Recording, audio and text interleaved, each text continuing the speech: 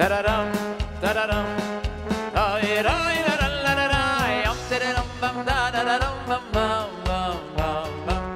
Attention, Sholom Mordechai is dancing already. He doesn't wait to dance.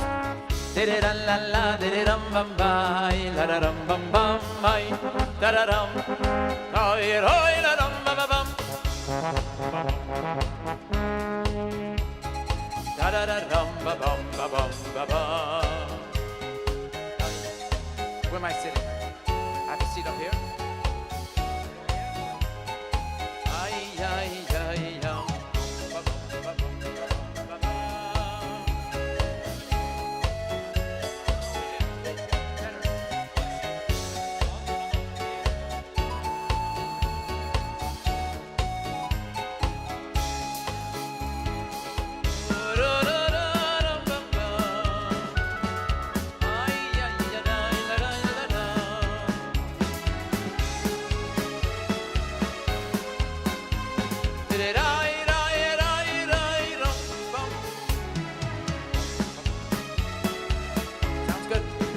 One, two. Can you hear me in the back? Can you hear me?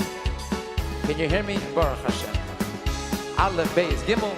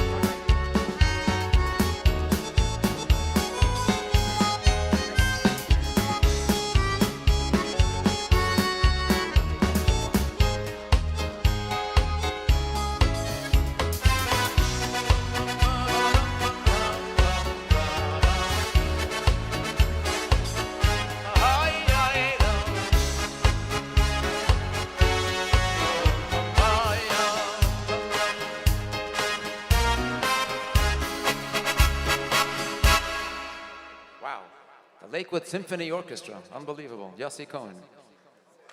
Shekoyach.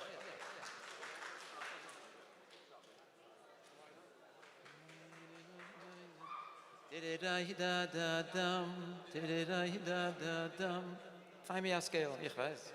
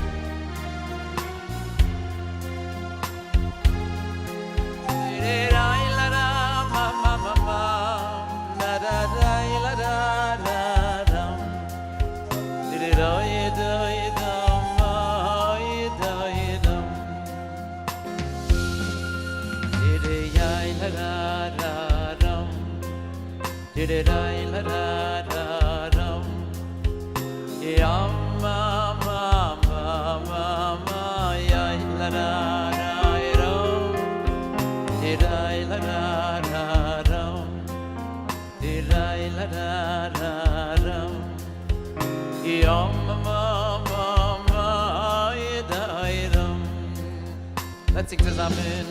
Let's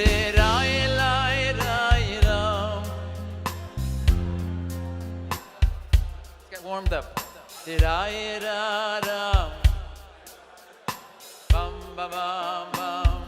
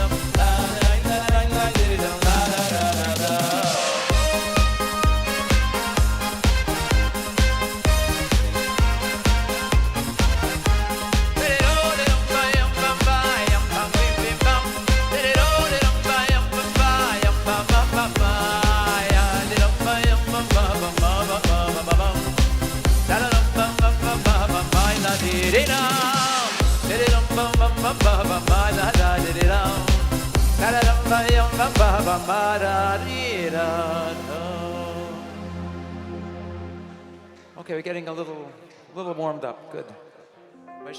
I need a little more of the keyboard in here. Sounds too far away.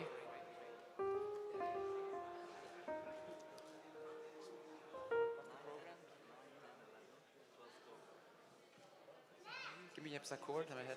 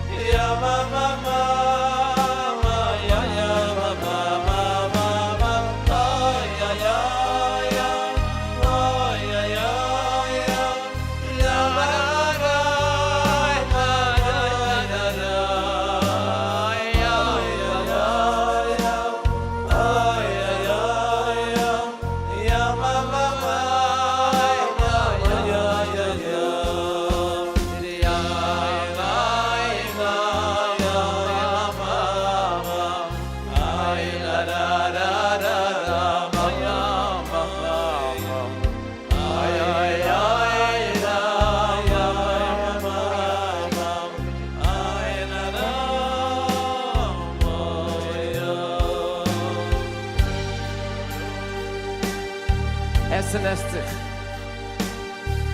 Schlafen schlaft sich. What's a Yid bothered by? Aber sie laufen sich nicht. Sie lernen sich nicht.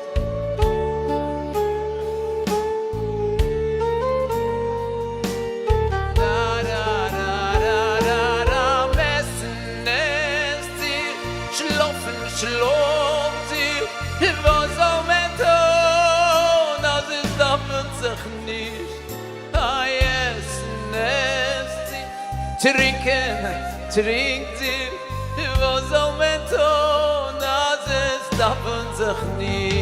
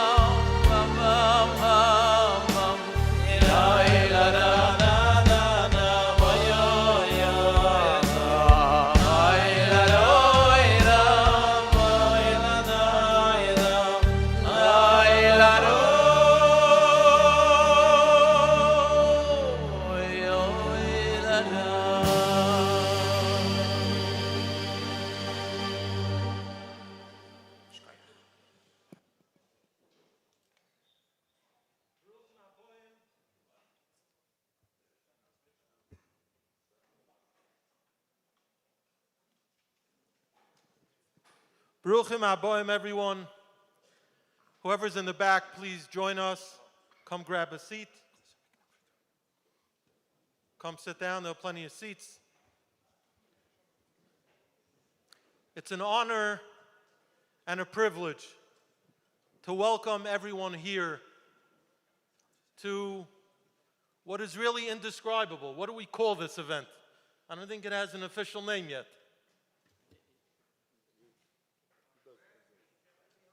Last year, I was zeicha to sit in this chair in Sholom Mordechai's mother's house without an audience. So it's a schus to be able to look out and see so many Torah Yidden who have joined us for a celebration, we'll call it a Yom HaTzolah of Reb Sholom Mordechai. Yom Geulah, a simcha that we all celebrated, a simcha that we all took so personally, because we took the Nisayon personally. We went through those years with Sholom Mordechai, some more than others. Someone just told me today about someone they know who didn't sleep with a pillow all the years that you were in prison. We know the stories with the Danish, v'chehena. So many different examples of how people were noiseh ba'oil. And here we are, celebrating the absolutely incredible. It's incredible. Even 4 years later, we don't take it for granted. So thank you for this opportunity. And I must say I'm humbled. I don't know what I did in my life to be zeicha to sit on a stage with 3 people who each in their own way have inspired tens of thousands of people. So even though they don't need any introduction, I'll introduce them. First of all, our guest of honor, Reb Sholom Mordechai Rubashkin.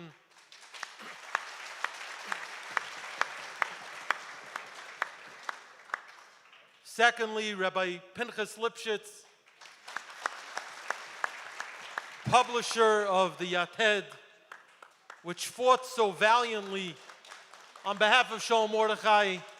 And lest we forget, at the beginning of that battle, it was a lonely battle. I could attest to it. I was there. I saw it. I heard the phone calls. I read some of the emails. Not all of them were so flattering. But Rabbi Lipschitz forged ahead.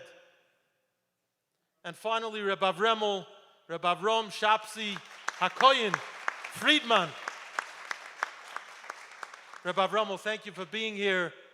A good friend of the Rubashkin family, and from what I understand, you pushed off a flight in order to be here tonight. So whatever sacrifice was involved to participate in tonight's event is duly noted, and obviously we greatly appreciate it. There's no question that Rabbi Avremel's presence here enhances the entire event, so thank you. Just a few thank yous, because events like these don't happen by accident and they don't happen easily. So I hope I don't leave anyone out. I'll just go through a few. But first of all, I must thank Reb Sholom Mordechai's daughter, Mrs. Rosa Hindi Weiss. I would say that not a day went by in the last month that I didn't speak to her at least once a day as she was planning and strategizing and thinking and analyzing and figuring out a way to do this, b'derech kavod, in a way that will be the greatest demonstration of hakaras hatoiv to the Rebbeinu Shalom, the greatest kiddush shem shamayim, and I believe she succeeded, so thank you to her.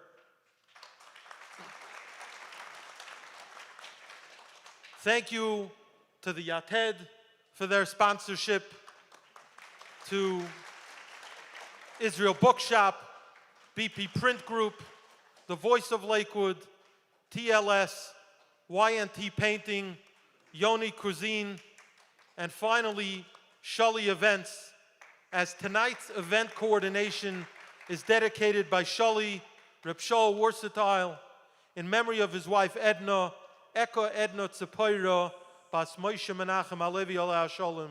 She was Nifter Tes Tammuz, Tafshin Pei Aleph. May her neshama have an aliyah. The goal of tonight, it goes without saying, is for all of us to leave with enhanced Emunah and Bitachon. You don't need to hear that from me. There's a special giveaway. I don't have the information fully in front of me, but there's a raffle for those who sign up outside for 10 autographed books of the story of Sholom Mordechai's story written by Reb Sholom Rubashkin. So please make sure to fill out the forms outside. There are tickets at the table in the front. If you have any questions, please ask the volunteers there and they'll help you. So to start tonight's event, without further ado, I'd like to introduce Reb Sholom Mordechai's son, Reb Getzel, who worked so tirelessly on the beautiful book that depicts his heroic story, Reb Getzel.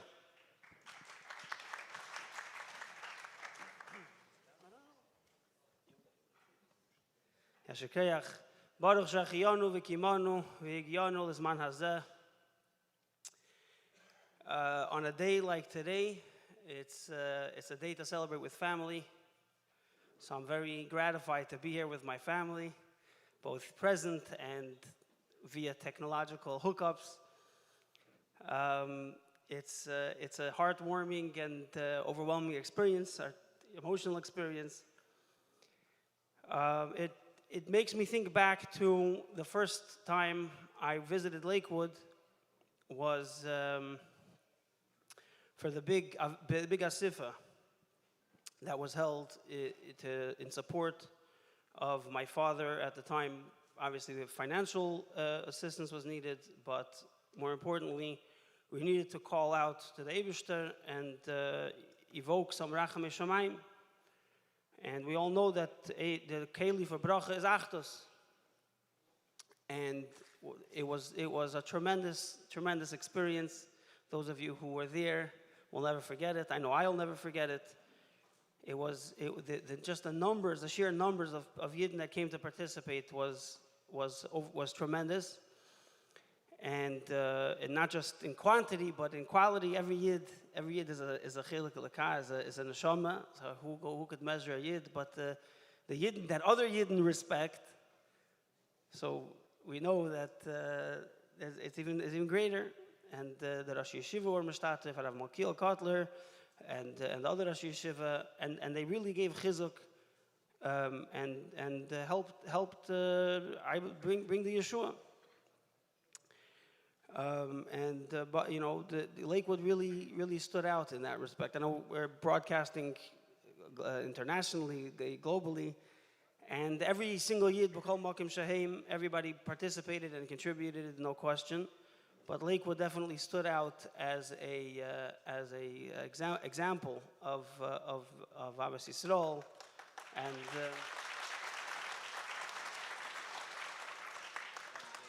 and so it's only fitting that now on the 4th anniversary we're celebrating again here in Lakewood.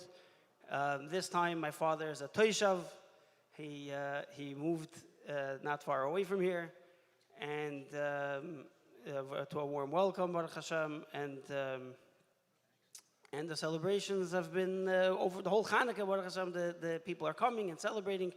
My father was with the Rosh Yeshiva today, and just as they cared in the hard days, they're again celebrating Baruch Hashem in the good days. And it brings me back to the first time I spoke in public on a scope like this was in a event in Borough Park the night before the sentencing, which turned out to be the night when we found out the sentence, if you remember. And it was a very powerful evening. And I shared at that time the pain and the difficulty that we were experiencing going through our Nesoy and our Tzara. But I made sure to clarify and to underline that our pain and our difficulty was not in any way connected to fear. There was no despair, chas v'shalom. There was pain, but pain, Hashem, we knew that there was going to be a good end to the story. And here we are, Baruch Hashem, we're celebrating the Yeshua. But as my father could tell you, as anybody really could tell you, there are many people that are earlier on in their story. They say that it's going to be good in the end, and if it's not good, it's not the end. So Baruch Hashem, it's not an end. Every end is a beginning. But Baruch Hashem, we finished that chapter of our story, and we're here to celebrate it. But many people are not yet at the end, and they're earlier on in their nisayon, in their experience, and they're in the time where it's painful and it's difficult. So the first thing I want to share, standing here today on this special day, is that the Eibishter is with you, and do not allow the pain to become fear. Do not allow the pain to become despair, chas v'sholem. And you have to know that's the that strong emunah, that bitachon, holding on to the promise of redemption, is a big school in its own, and it's just the reina emes. It's just the truth. The second thing I want to tell you is something that I learned. I had the schus to write the story down. My father did the hard part. He lived through it. I just had to write it down. And it was a big schus. It was a very big undertaking. And I just want to share with you one thing that I learned in the process. The Eibishter created us with a heart and with a mind, with a neshama that hopefully flackers, that is flamed and impassioned at the right times and for the right things. And he created us with a cup, with a moichin. Our mind allows us to break things down, pick them apart, understand them, put them back together, and take some measure of control over our heart, over our reactions to the world. And that's a very important thing. And that's something that I related to, and that really was my job in writing the story, and more than that, in presenting the clarity, the brilliant clarity that my father demonstrated throughout the story. So it was my job to try to pick it apart, to try to break it down into its components and express it and explain it in a way that people could take it, could absorb it.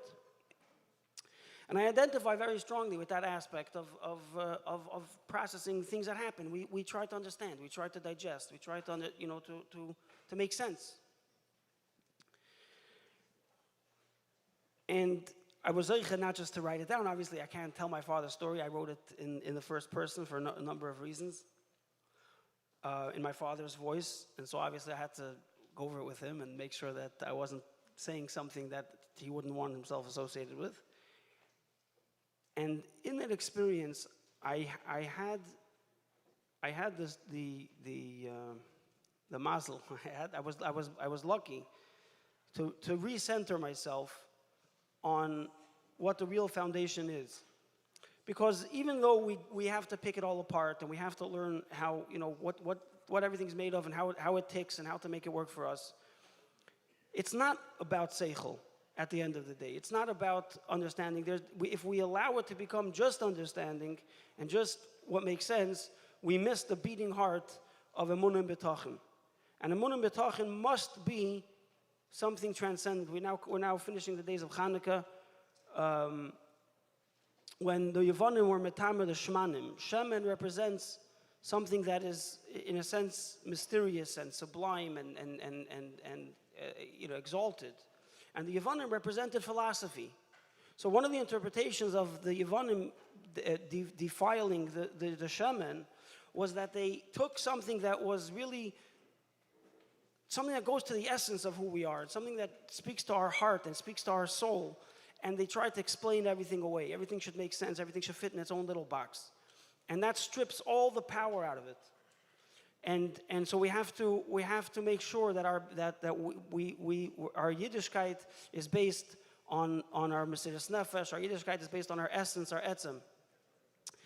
But then, like the Eibishter does, he demands from us two opposites. It has to be from our essence. It has to be something that transcends our understanding, but it can't stay that way either. It's something that we have to understand in order to bring our minds and bring the rest of our life into a life of Emunah and Bitachon.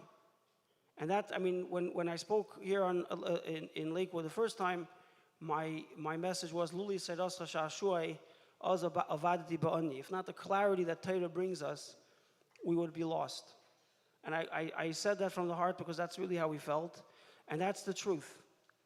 So in order to, the bitachon that we have in our heart is like a flaming fire.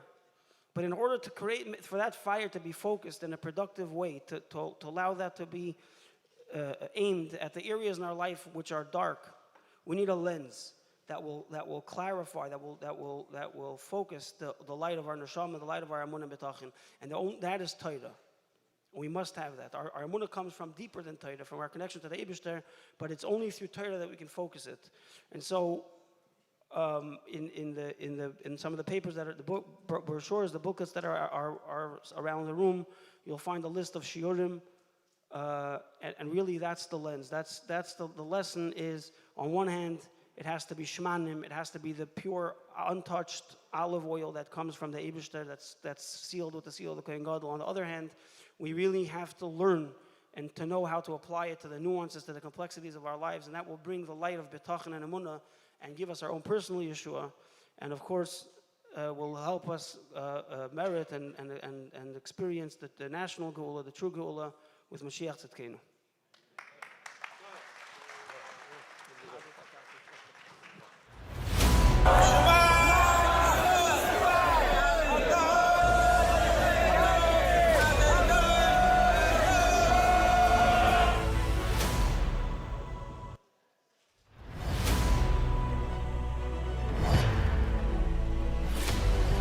Beis Gimmel, Emunah and Bitachon, the Eibishter for this Geulah.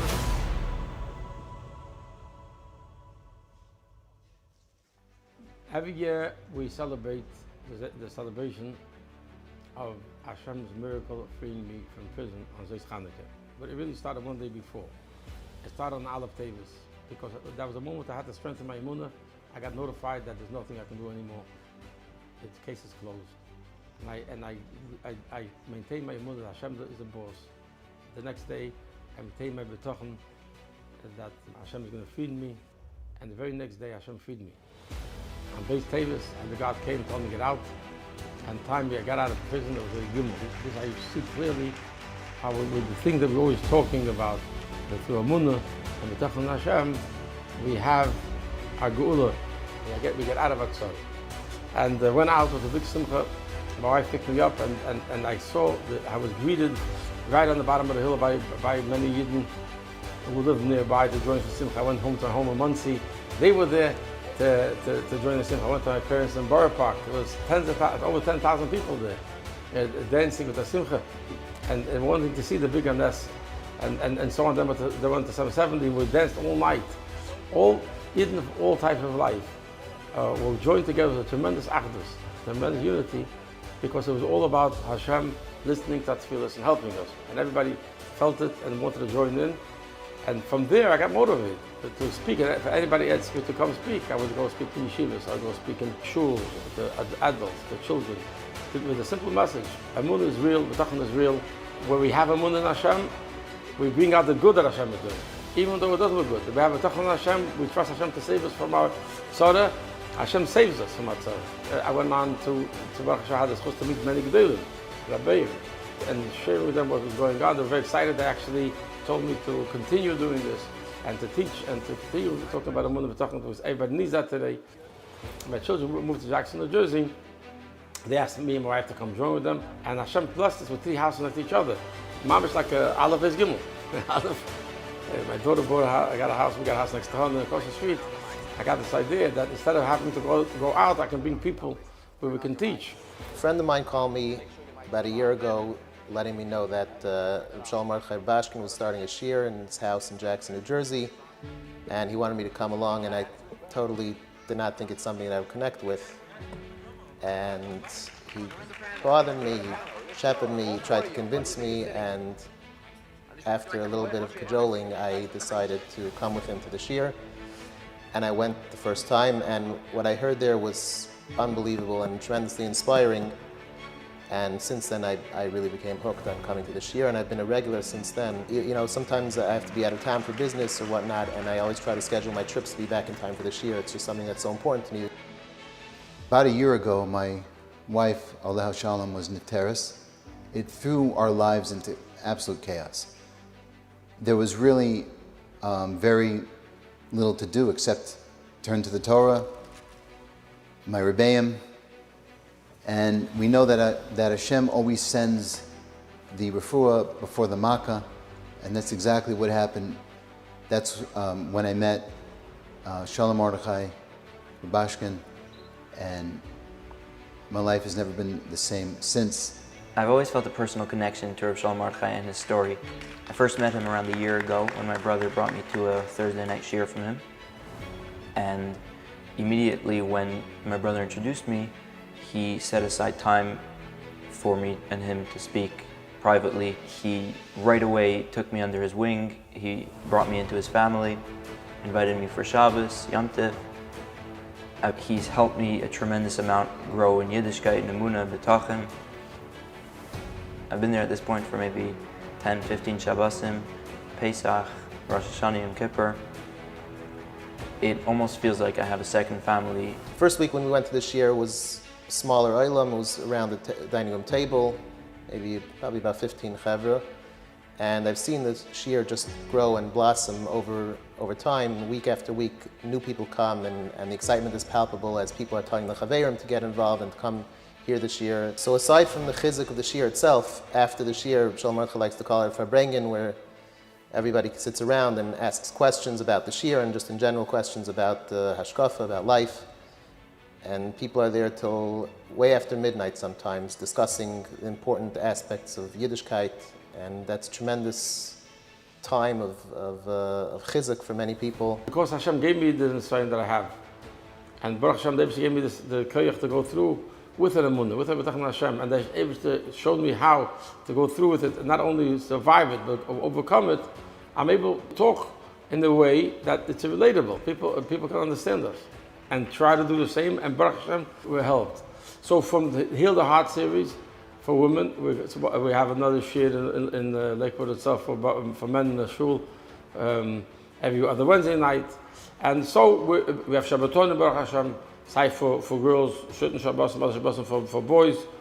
Some for boys that need a little more chinuch, other boys that are in yeshiva, they just want to have a chizik Shabbos.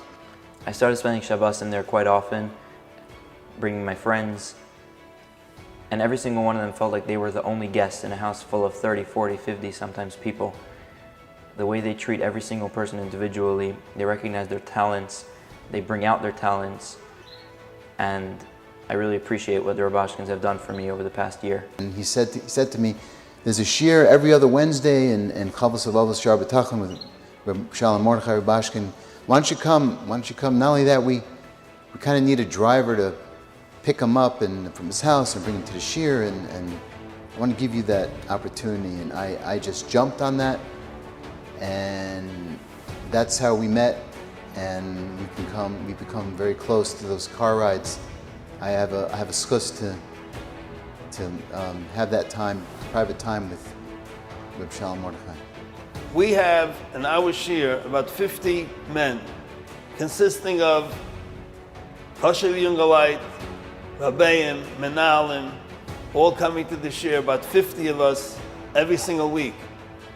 We have tremendous chizuk from the shiur, and even after the shiur, the olam stays and talks to him about Annual Night of Bitachon. Even of a Litvish Rosh Yeshiva, who has Yana Machla Layaleinu, who learns with him Shah HaBitachon Chavos Avavos. Every single person is going to go through something in their life that they're going to need Shar Bitachon. There's no question about it. So here is not just learning the Sefer, or even learning with a Rebbe, which really you have to do, of course. It's learning with a Rebbe the Sefer, and someone who went through everything in the Sefer in his own life, and he applied it. So that's, if one can then draw the parallels to his own life by learning from Reb Sholom Mordechai, that's the way to do it. That's the answer. When you look at a man like that with a family that he raised together with his wife, and you see what kind of Yidden they are, what kind of people they are, what kind of human beings they are, and you see how much Emunah and Bitachon he has, even after all that he's been through and they have been through, it affects you in a way that sometimes your problems, sometimes your insecurities, sometimes your issues just get dropped a little bit. They pale in comparison. Emunah, sometimes the Bitachon seems like you have nothing else to do, you have no plan. Fakir, the Yeshua comes with a strong Emunah and Bitachon Deibishter.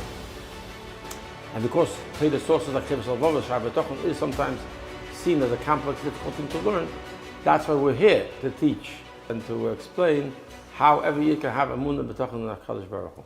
When you have Emunah, Hashem is giving you the challenge, you realize that challenge is not meant to break you. Fakir. Hashem gives you the nisayon that you should break the challenge. That you should bring the light of Kedusha and show how Eden will value.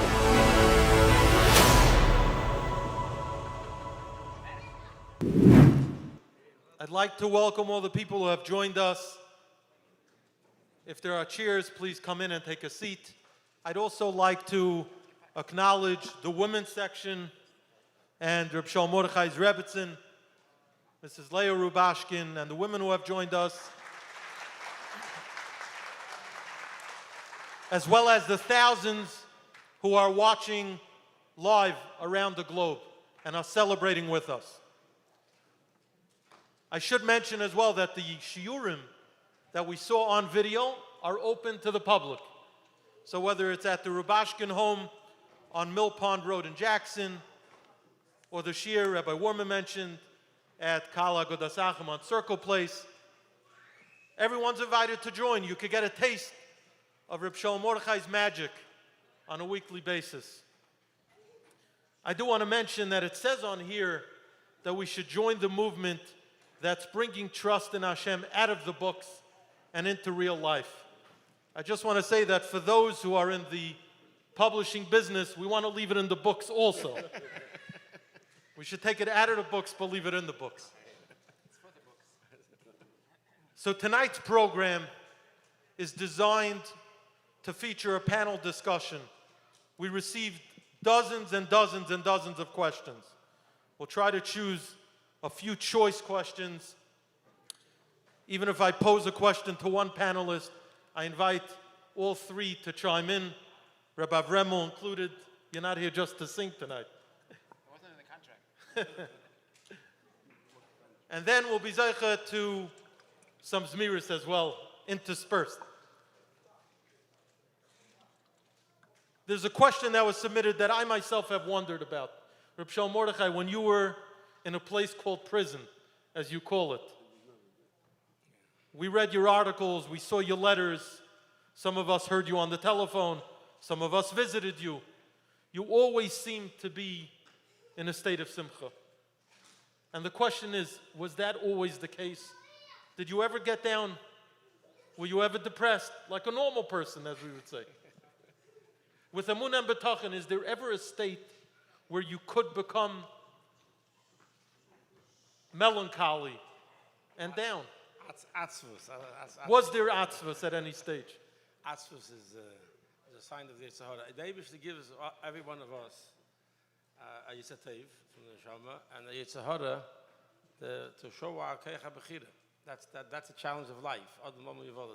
So when you say Baruch Hashem I was b'simcha, that just shows that for that moment, for that day, I overcame the Yetzer Hara. And I was able to bring out that my being in that place called prison was not by accident. That's Emunah. And because the Eibishter is doing it, therefore I know that it's coming from the Sheiresh and Makir is V'tachsa Tev. So there's a Tev there that I don't understand. It's actually very painful to be in a place called prison, the separation, the ganze Macharaike that goes around being there, with who you are. It's hard to describe. I got to tell you, this is 4 years later, and it's hard for me. I was 8.5 years there, and went through a lot of abuse, a lot of difficult days. It's hard for me to even imagine the place for me. It's hard. I have to put myself in the mindset. Reb Avram over here visited me a few times, but he was led into a chapel, a beautiful big room with a lot of wood. Where they brought us was a very cinder block place with. What's the point? The point is, the Eibishter gives us a koyach, which gets that before, which is brought out through learning Torah. to focus on the Emunah, that this is not by accident. The Eibishter wants something here. The Eibishter loves you. The Eibishter is not trying to knock you down. So what does he want? So I want to interject for a second. Okay. My question was based on a premise. Okay. There are many people who look at you as superhuman. You have superhuman Emunah and Bitachon, and it's just not on a practical level. We all go through things in our lives, personally, professionally, whatever it may be. There's no one who gets a free ride.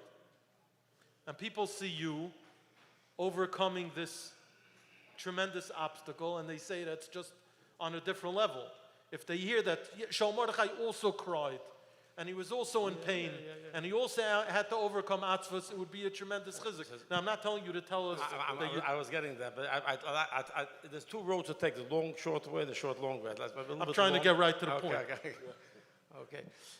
But I want to tell you an interesting story. Today I had this chus to go to Rosh Hashiva's home, the Makil, and I was I greeted him, Baruch Shem Aleichem, and with a lot of simcha, he told me, gave me brachas and back, and I told him what's going on tonight, and he said it's very good. And then I went to write a letter in the Sefer Torah, and then I go out, and the people are standing about.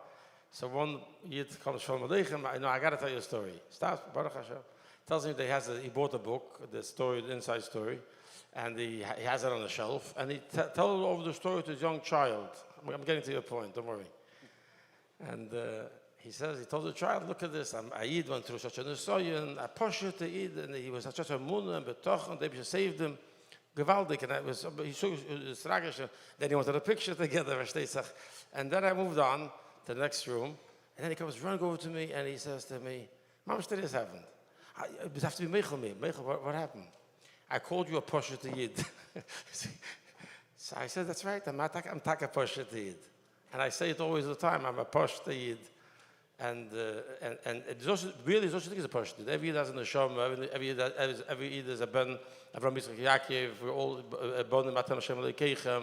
We're not really poshet Yid. But he meant to say, this is the amazing part of the whole story. A poshet Yid got thrown into a very bad matzav, and through focusing what the Torah says, he was able to overcome that melancholy, that atzvus, and be b'simcha. So if you want a 2-minute clip for the WhatsApp, it was like this.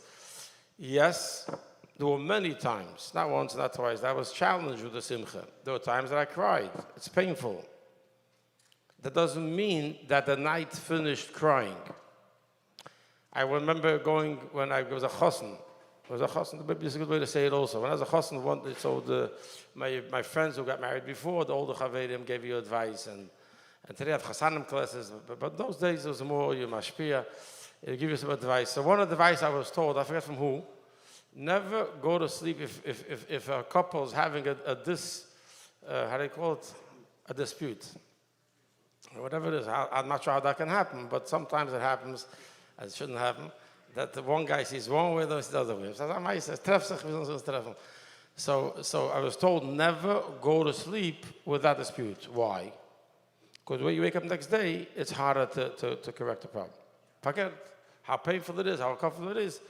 Talk it out, get back to the point with the shalom from the house, and then the Eibush will be there. This is exactly the point. Don't go to sleep with that dispute. When you're being challenged with atzvus, you have to know some Yetzer Hara. That's a very personal thing. We're talking cheder. The Yetzer Teves is real. Yetzer Hara is given in order to challenge Yetzer Teves. So when you get a challenge and you want to cry, and you're in pain, and you want to get sucked into atzvus, that's a time to remember what you learned, and try to take you out of that pain, and to find the simcha that you have, and make sure you go to sleep with simcha. That's a better way to say it. So was I challenged? Sure, I was challenged. Very much, very many times. But I never allowed myself to finish the challenge and let the Yetzer Hara win. I always fought it out, and it was times I had to open up a sefer and find the answer. There's a lot of things I don't give a speech here, but every single problem you have in life could be found the answer to in Teire Bechlal and Gevers in Shara Bitachon Befrat. I don't believe. I said this in a shir, and I was challenged. I'm ahead. Speaking of Shar Bitachon, I remember when you started your Seder with Rabbi Lipschitz, I believe it was Tuesday nights, and you used to learn over the phone. Had you ever learned Shar Bitachon before your Chavrusa Shaf? No. My Rebbe always told me to Shar Bitachon, I never listened. But that's never too late. Rabbi Lipschitz, take us back to the time when you started learning Shar Bitachon with Sholom Mordechai. I started my relationship with Sholom Mordechai, and I really didn't have what to discuss with him because we came from two different worlds. So my Rebbeim, I listened to my Rebbes, and Rebbeim said that two Yidden could always meet over Torah. If you meet a Yid, you could always talk and learning. That's a common ground, a common language, and it brings Yidden together. So I said, let's learn something. He was in jail. He didn't have, he wasn't, but we didn't know yet that he was a place called prison. It was a county lockup. And he didn't have who to talk to. He didn't think they allowed visitors. So we spoke and we said, how about learning Shar Bitachon? Oh, what a great idea. And he got a little Shar Bitachon. He actually, when he came out, he gave it to me and I said, no, it's too precious. You have to keep it for yourself. And he still has it. I saw it in the video. You're still learning from that same small little Shar Bitachon. And we became very close friends. We went through a lot together. And it all started with Shar Bitachon, and Shar Bitachon kept us going all the way through. Ad kedei kach, I don't know how many seconds I'm allotted, but Sholom Mordechai had Nisim with his Sefer Shar Bitachon, because when he was in that place, you were allowed to have a certain amount of books, and they came checking.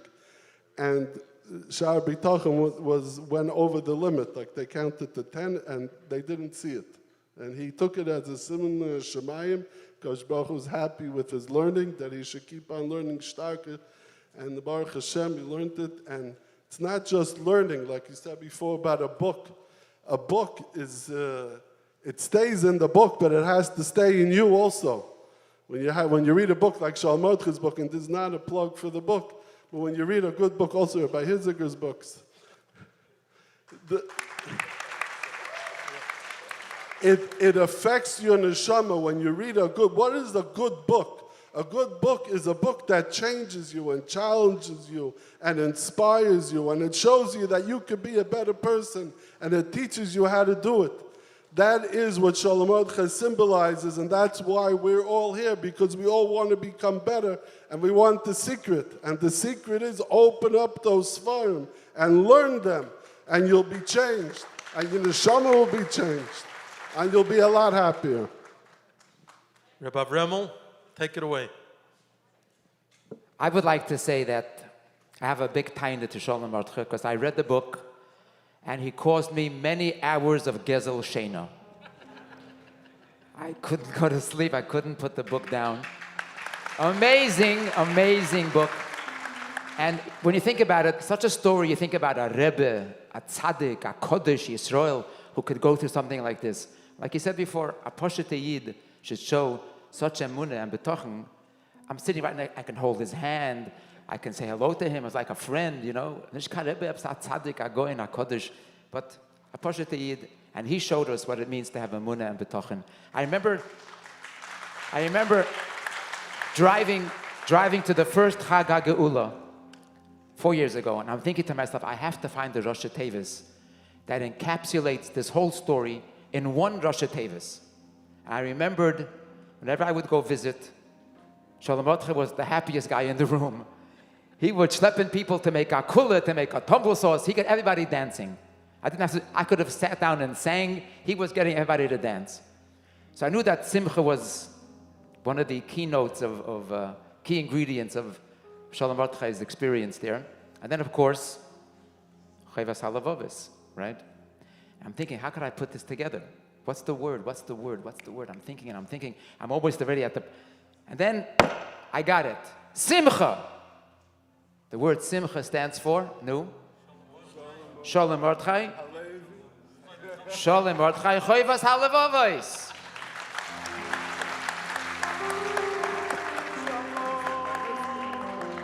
Damo lecho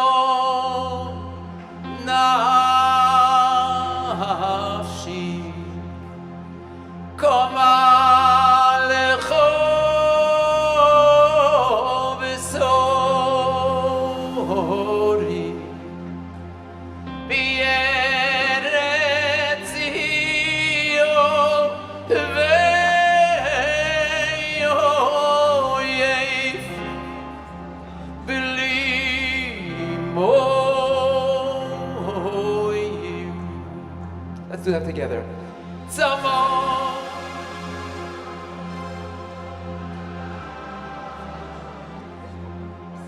I command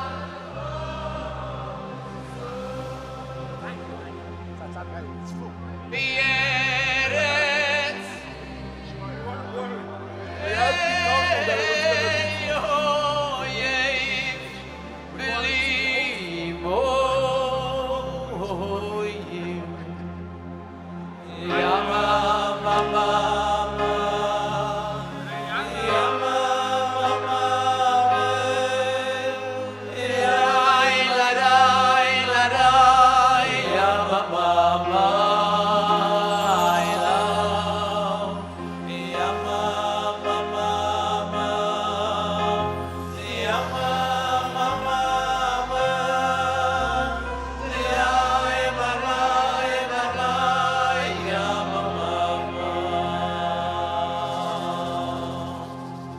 Kein ba'kodesh chaziz lirois uscho uchivoidecho Kein ba'kodesh chaziz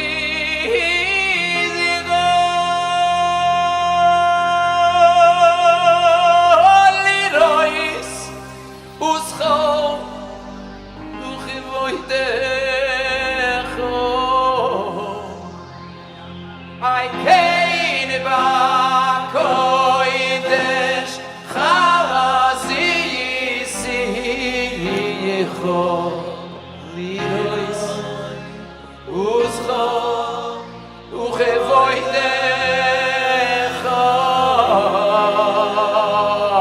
yama, mama, yama, mama.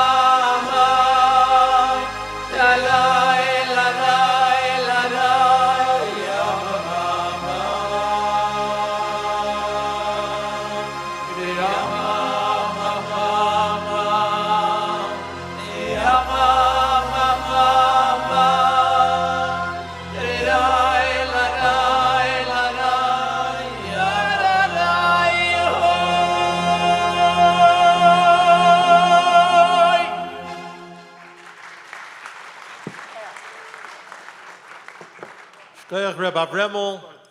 Thank you, Reb Yossi Cohn. She Require. Thank you for joining us tonight.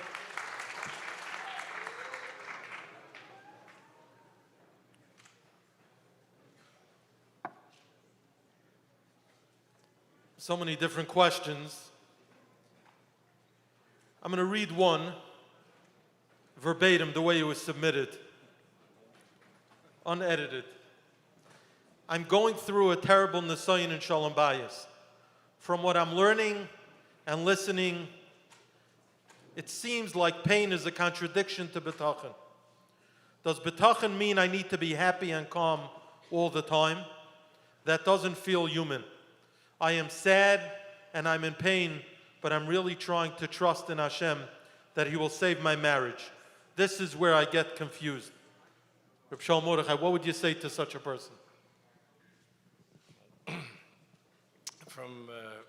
First of all, I'd like to see the person I'm talking to. But from the question you asked, when you say the word inhuman, I think you listen carefully to a question.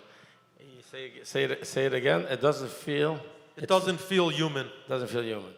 So basically, to not feel pain and to almost like fly above it is superhuman. Okay, so that's exactly the point. A yid has, it depends. A yid has two choices. He has one choice to realize that by doing what Hashem wants, he picks himself up, and he's not human.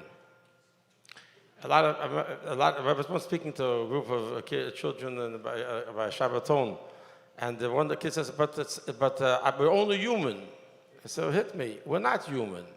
That's the key. So first you frame the question, and then you have a problem. Why do you think you're human? If you feel that Shalom Bayis, which it is part of your Avodas Hashem. Shalom Bayis is not just because for your personal life. Shalom Bayis, the Eibishter wants you to have Shalom Bayis. If you feel that you got married with your Bashert, and especially have children, and Shalom Bayis is part of Avodas Hashem, so that you can hook into a higher power to get more, to say, not to say only you, it sounds inhuman. Now, when you tap into that higher power, are you not feeling pain? Oh, so fakert. When you feel the pain of a challenge, and in Nisayin is a pain. When Avraham Avinu was taking his Yitzchak to the Akedah, if it would be pain, it wouldn't be in Nisayin. When Avraham Avinu was thrown to the fire by the first one, if it wouldn't be painful, he got burnt alive, there wouldn't be in Nisayin. So we're not saying that there's no pain. What the Torah is teaching us is that to recognize that Nisayin, that challenge that we're going through, as painful as it is coming from a place which is Kulei Tev. It's not a place to go through. Everybody here in this room who believes that. For reasons we don't understand, there could be a situation where you could be going through pain, but it's for a greater goal. But together with that's the power of Bitachon.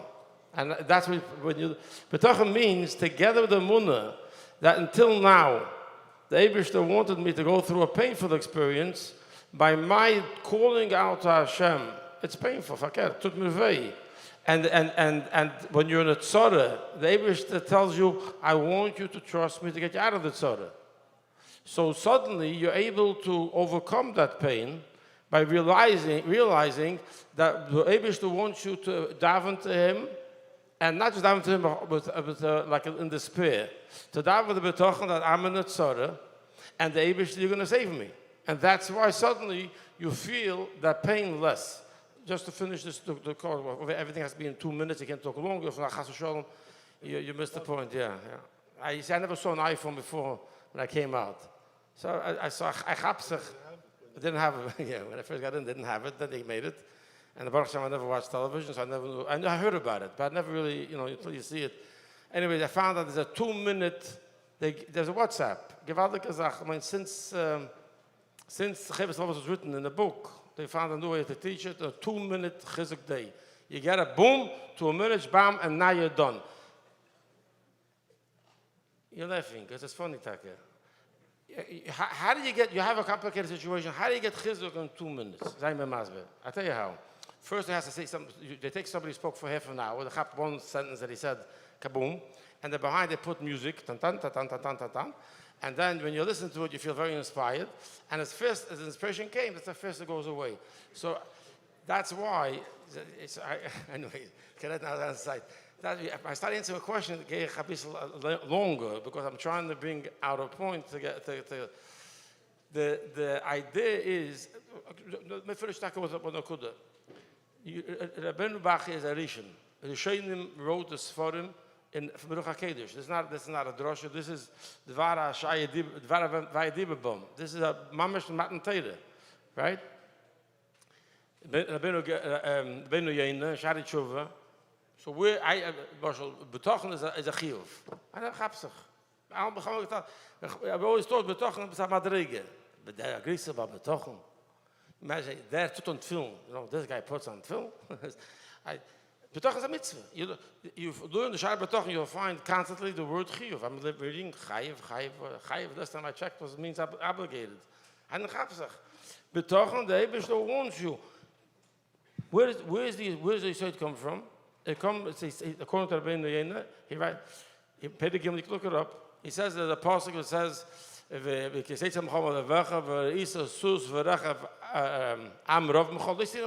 you'll go out to war. Here's the matzav.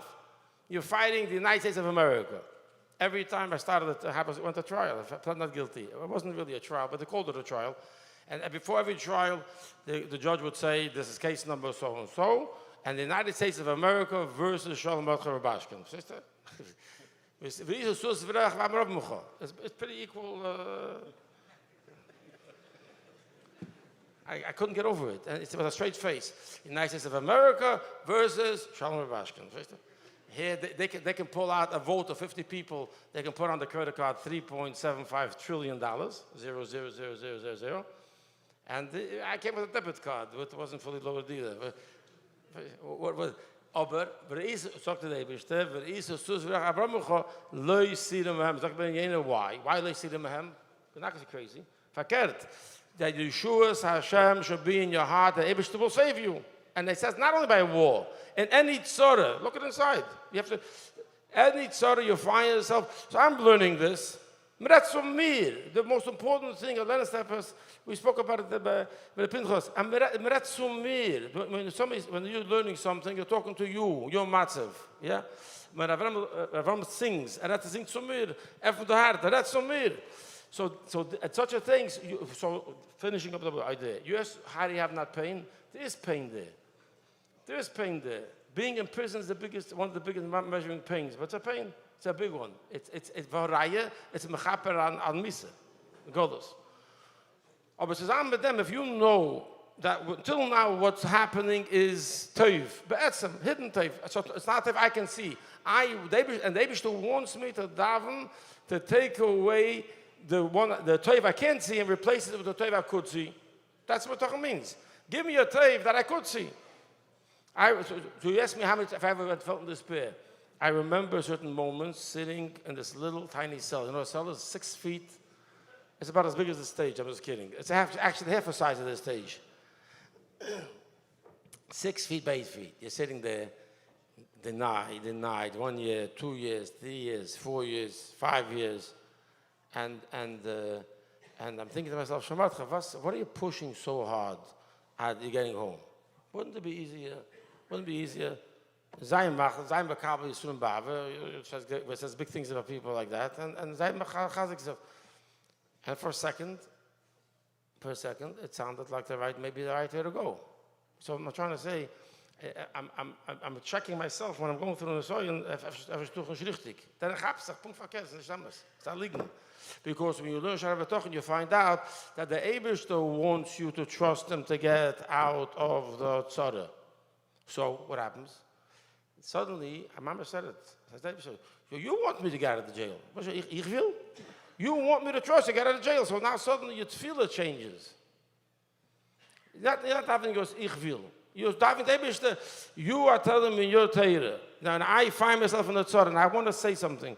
Some people in prison did not feel a tzara. Some people, there were guys, I overheard one guy saying he never had a bathroom in his bedroom. So he didn't look at it as a tzara.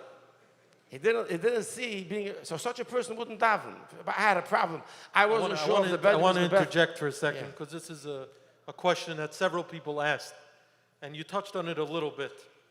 They wanted to know, is having Bitachon incorporating into your essence the attitude of Gamzu L'Toiva or Kol Ma David Rachmanu L'Tavavid, which are really not the same. One is a high madrega and the other. Right. Or is it having Bitachon that you're going to be taken out of whatever tzara it is? Is it both? Is it one? Are there different madregas? Okay, give a look in the Shara Bitachon itself. He says that Bitachon means that even better, the Eibishter is going to chelish you from the tzara. Bitachon means that the Eibishter, it's not a steer, and even everybody's masking. There's a madrega in Bitachon which means that you'll get out of the tzara. I don't get into whole pilpul over here, but here's the point. Emunah means your pure faith that whatever you're going through is not an accident. Never say to yourself, "Uy, if only there was a different judge." Oh, that would be different. If only the prosecutors weren't such bad people. It's illegal. Once something happens, Emunah says Our Emunah means that the Eibishter is gemacht. And when the Eibishter did it, it's good. You don't see it's good, that's the Emunah. Now, going forward, what does the Eibishter want you to feel? That you're stuck in the Tzara, or you have to have Bitachon and you get out of the Tzara? Dr. Klar. I'd like to point things out that are clear, no argument. In Peder Gimmel, there's a fourth Hakdom, he said like this: the Beis Teves Hashem is someone who tries to do all the mitzvahs of the Eibishter. Why? Because the same way the Beis Teves Hashem wants the Eibishter to do what he wants him to do, the Beis Teves wants the Eibishter to do what he's asking the Eibishter to do, so therefore the Beis Teves Hashem has to do what the Eibishter wants, because he can't tell the Eibishter to do what I want. Klor, he says that.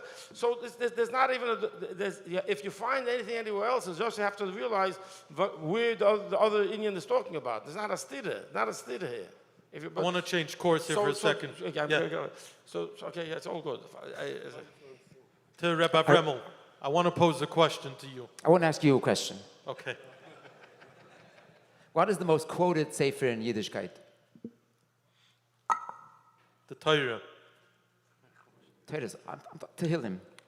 Tehillim, right? The most said, the most... Right, you agree? Tehillim is the most quoted. David HaMelech is the most quoted, besides Torah, right? What is amazing? What's so amazing about most of the sefer of Tehillim? Talking about pain. Tehillim is full of pain. Almost every kapitel, David HaMelech is in serious pain. What's the Pella? Almost every kapitel starts with Mizmor. He was able to sing through his pain. So on that note, let me ask you something, Reb Avremel. So when I need some bitachon, I sing. I'm taking the mic back. I want to ask you a question. You visited Sholom Mordechai, and he's clearly an exception. He let me in.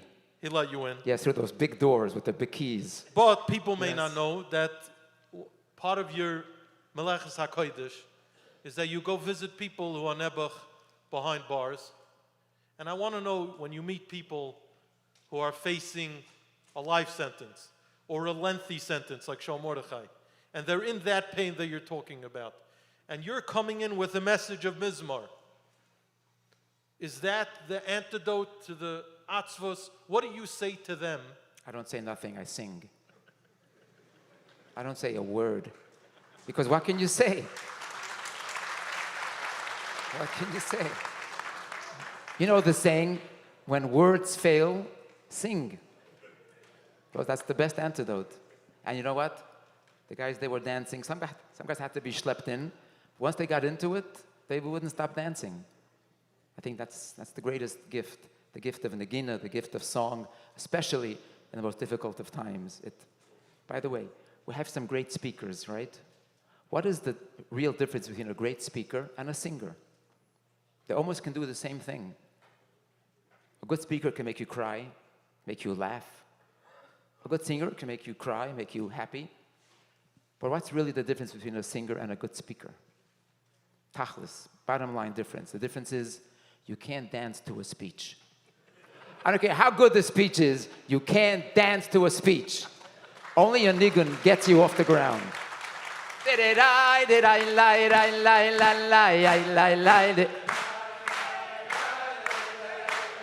Hey, don't dance it, don't dance yet.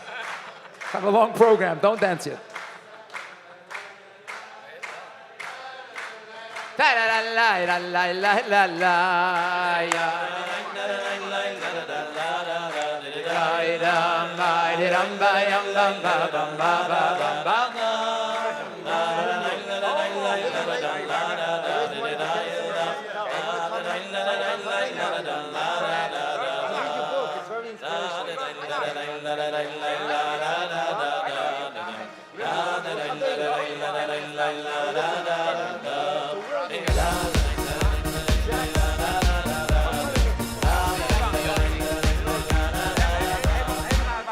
Sholom Mordechai wants Hartzike Negunim.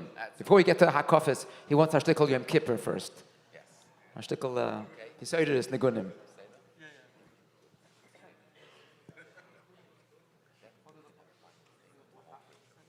Anyone know the Poltava Nigun? I get that takes care of that. Okay.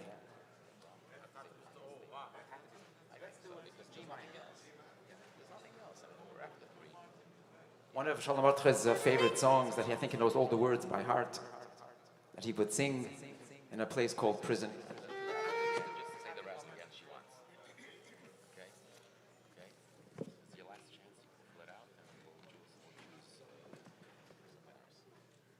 A famous Chabad nigun that I wrote some lyrics to, Baruch Hashem, years ago, and it's called Tatenu.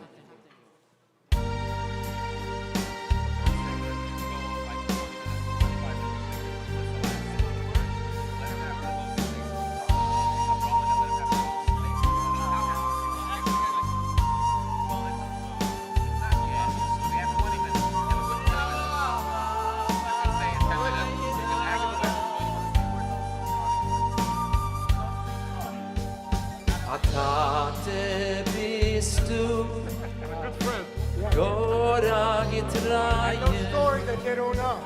ein Liebschaft zu I asked you, what's the plan? ist doch ein 27 years to be home. Und noch mehr von dem sagt der Heilige Baal Shem, dass jeder Ried ist bei dir, Rabben Yochid. Gesetze seinen Mittelleinen bei dein Tisch, verschickt seinen miraculous in der Wissen nicht. Komme mir, deine Kinder arbeiten bei dir. Ja, wie nur Rachmon. Dein Ben Yochid, weet nog de gewalt hat in you. I believe dich, wie ehrlich sie ist angewohnt. Wieder leben noch einmal dich sein. Oh, ich weh, wir sagen שוב בכל הציון והיינו תרגויים אותו נזכרויים בכל יום אחר אלוהי מבן גור נשמית bring uns Moshiach ben David.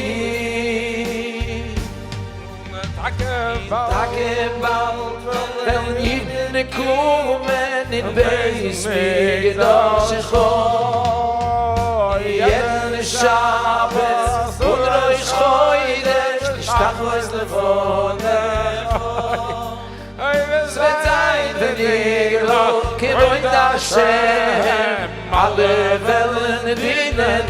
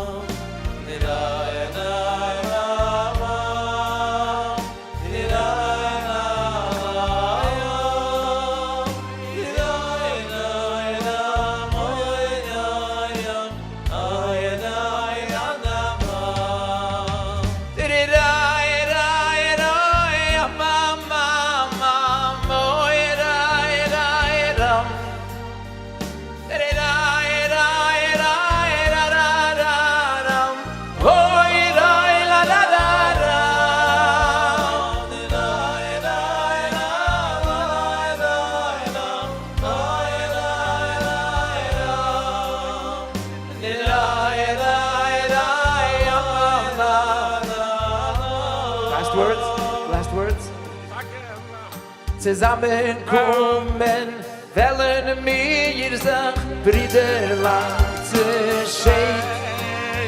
Mit der Havas Achim in Jerusalem, mit Simcha und mit Frieden. Und wissen, wer die Welt genau ein euch mit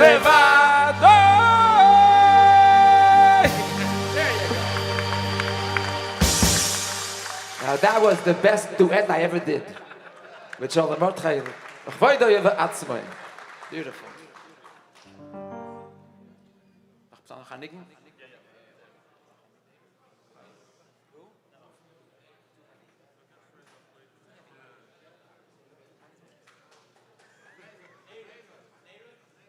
It's a lange Nicken.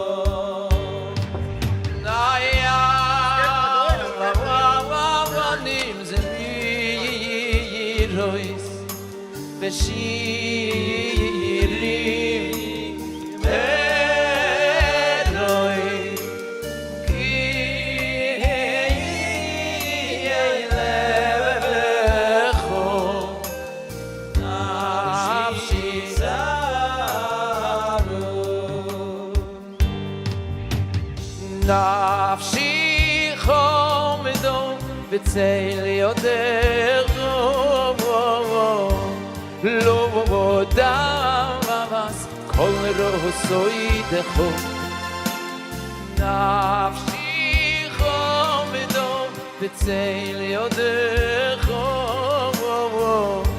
לא דמס כל רוסוי דחו zusammen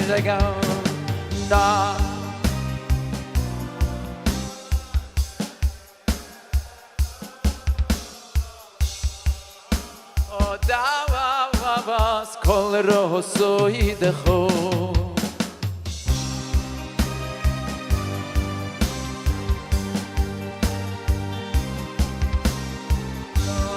da was kol roso idcho nachamo ay ay ay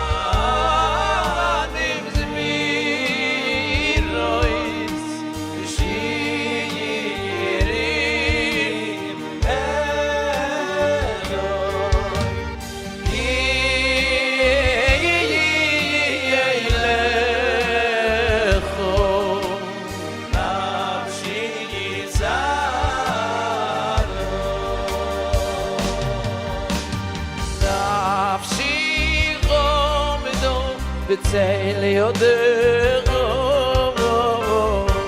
לא דמס כל רצוי דך נפשי חומדו בצל יודך לא דמס כל רצוי דך נפשי חומדו בצל יודך לא דמס כל רצוי דך נפשי חומדו בצל יודך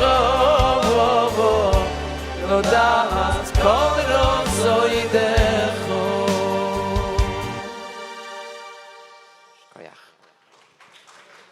Shkoyach Rabbi Remmel. Rabbi Lipschitz as I think back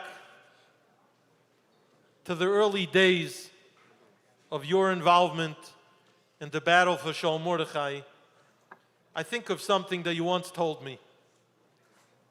You once said, choose your battles wisely. Don't take on a cause that you can't win.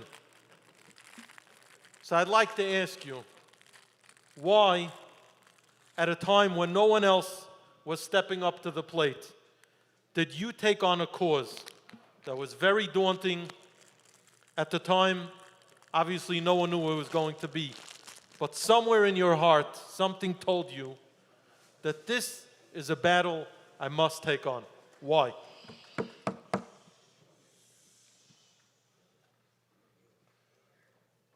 First of all, the one who told me not to take on battles that I won't win was Rav Shach. And it's something that I follow. He said that people get caught up in a cause and they don't realize what they're doing. He said you have to think through, you have to map out where you're going, what's going to happen. I'll say this, what will they say? I'll respond, what will they respond? You have to really have it clear in your mind the way it will go, and then you could undertake it. This, when I started, it wasn't a battle. I was invited to come see the plant, and some Rabbi Pesach learner, Zochel Latov, he organized the trip of rabbis, rabbanim, to go see the plant after. You were indicted? I don't remember where I was holding them, but it was very shaky. And the New York Times was writing about it, how bad this person is, Rubashkin, and how he's enslaving the workers and taking advantage of minors. That you have to say over the nest. In the airport, when we were flying to Minneapolis, and from there it's a 3-hour drive, so CNN, okay, take it back, erase it.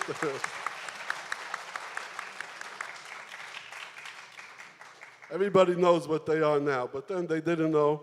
They were interviewing a congressman from Chicago, and he was saying about this plant, how terrible it is, it's the jungle, and it has to be rectified immediately, to be brought to justice. That was the environment then. And we came to see the plant, and it was a beautiful plant. I never got to see Sholom Mordechai that day, he was busy working. But I got to meet his father. His father was like a Lamed Vav Tzadik.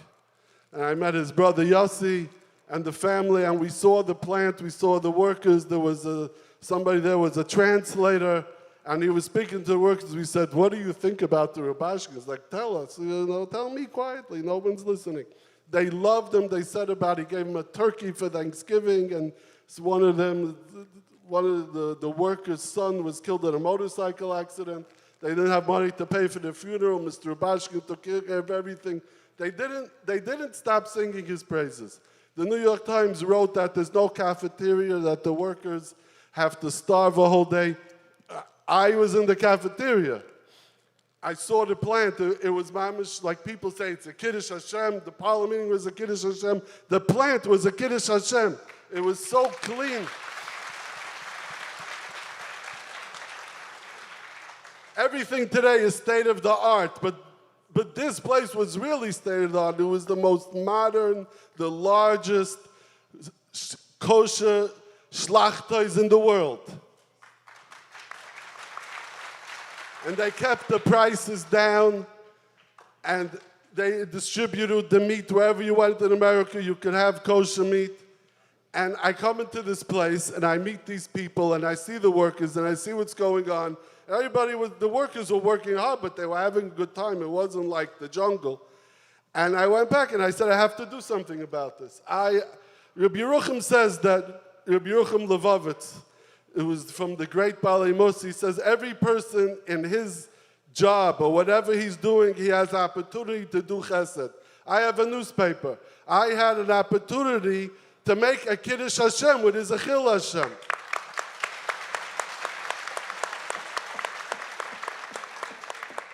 You don't have to, you're not clapping for me. I didn't start out on a crusade to save Sholom Mordechai.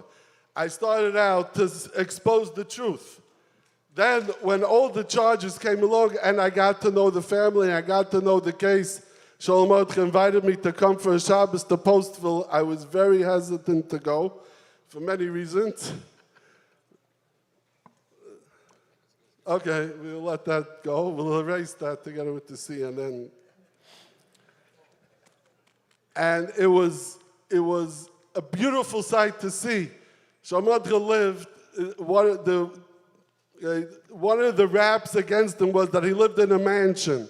He lived in the biggest house in this town. And I was in that house, and the house was very far from a mansion. In the dining room, there were old folding chairs that didn't even match. Even the folding chairs didn't match. It was a prefab house. It was a long driveway of gravel. I don't know how they got there in the winter. And I saw their achdus like I wish that we could recreate it. There were shachtim of every type, from Badatz, Kloisenberg. There's a couple of Lubavitchers also. There was a cheder, there was a yeshiva. Nobody paid tuition. Imagine that. Imagine in Lakewood if we had someone paying everybody's tuition.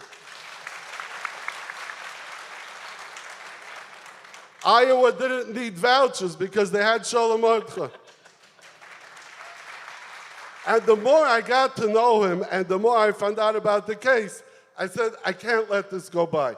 And I made the cheshbon, I made Rav Shach cheshbon, and I figured how I'm going to do it and how I'm going to explain what's going on. I'm going to get people to my side. Certain people will never come over. Certain people will. And eventually we'll break through. And Yoeli was just here. Yoeli, are you still here? Yoeli number one. One of the big unsung heroes of this campaign is Yoeli Schwartz. I don't know where he is. Abahaltzach. A Yid from Monroe, from Kiryas Yisrael, a Stat Mechsidish Yid, who was there from Kamat from the beginning, and we worked together. We got Klal Yisrael into this campaign. We traveled around. We made rallies. You remember everybody remembers. Some people tell me they remember the rally in Lakewood. Sketzel was talking about. We're in Borough Park, in Montreal, in places in 5 towns, and Yidden of all types came to support this Yid that they never knew. I don't know if they really thought he was going to come out. We did, but I don't know if the people who came did. And they came anyway. They gave money. Geulah in Lake Terrace was signing up. And I said, where are you getting the money from? What are you giving away? You don't have to give. Don't give if you don't have. And the younger man said, this is the money I was saving up for Ben Azmanim.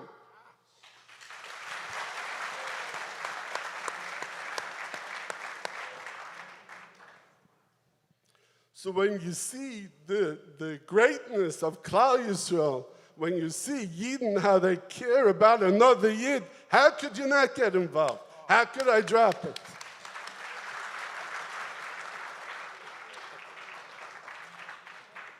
I hope that answers your question. You left me speechless. Reb Avremel, I wonder, your koyach in inspiring people is through Nagina. But Nagina has to come from inside. You know, as a writer, you could have writer's block. As a singer, as someone who's misameach people, not always in the best of matzavim. How do you find the inner simcha to channel it properly? What do you do on a day when you're not feeling it? I stay in bed. Call Sholom Mordechai. I call Sholom Mordechai for some injection. Yeah. I have no magical recipe. You notice in Tillim again, there are some mizmorim that start mizmor shir, and some start shir mizmor. Right? I think the Gemara touches upon that. There's a reason for that. If I don't misquote the Gemara, but one is when he first felt the hashra. Which one came first? That was shir. I'm not sure. Sometimes he didn't feel the hashra, and he had to dig down deep inside himself That was, I think, sometimes Mizmor Shir. the chitzoni Right, is... that was Mizmor Shir. So David struggled to get the song out one way or another, whether it was Mizmor Shir or Shir Mizmor. And we have Kuf Nun, 150 kapitlach of Mizmorim that he was able to... So, the saying goes, sometimes mit dem Essen kommt zu der Appetit, So sometimes in the studio or sometimes also in public performances, I'm not in the mood, just not feeling it. But as soon as the curtain goes up, you got to show up. You got to be there and you got to give you 100%. And the crowd knows right away whether you're feeling it or not, because you can't fool the crowd. So if you're 100%, you'll get the crowd 100%. If you're thumping a bissele, they'll say, you should have stayed home. Reb Sholom Mordechai, the last 4 years, I would say befrat the last years since you moved to our shchuna, we were zeicha for you to settle not too far away. And I want to reiterate, for those who may have joined us after the last announcement, Reb Sholom Mordechai gives a shir on Shar Bitachon every Thursday night, Ma'ariv 9:15, the shir is 9:30, 84 Mill Pond Road in Jackson, New Jersey. Everyone's invited. Reb Sholom Mordechai, you might have to get a new venue if everyone comes. There's place for everyone in the Rubashkin home. And every other Wednesday night, so this Wednesday night at 10 p.m. in Lakewood at Kahal Agodas Achim, 23 Circle Place, that's right off of Central Avenue. So you have your choice, you could go to both. But Reb Sholom Mordechai, from what I know personally, and from what I don't know, I'm sure there's more, over the last few years, you've become an address for those in need, for those who need to get into schools. I don't want to give out your phone number. For those who need inspiration, for those who need an infusion of Emunah and Bitachon, for those who need chizuk and shidduchim, those battling illness. Merubim tzarchei amcha. There are so many people who are going through so many nisyonis, and somehow they end up at your door. And I wonder two things. Number one, what do you find is the greatest need among the people who are coming to you? What seems to be the common denominator? And on the flip side, if you had to encapsulate your antidote, you want to give a message, an overriding message that you could give to the large audience here, to the thousands watching around the globe, what would it be? I'll give you more than 2 minutes this time. First of all, I'm not the address. Tater's the address. I'm just a sign, a sign pointing where to go. To answer your question, is the biggest need is for us to realize that all our answers to all our problems lies in Tater. There is.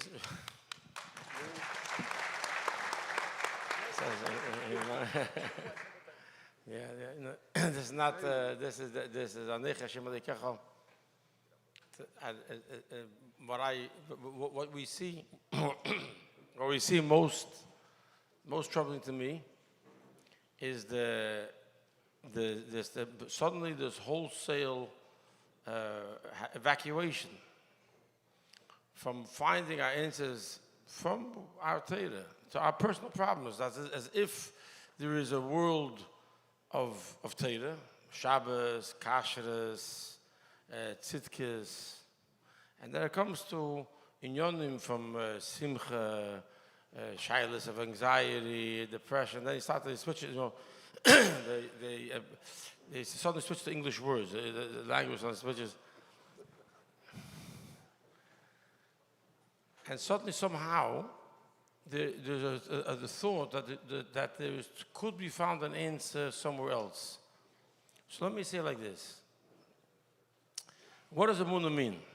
Emunah means there is no other power.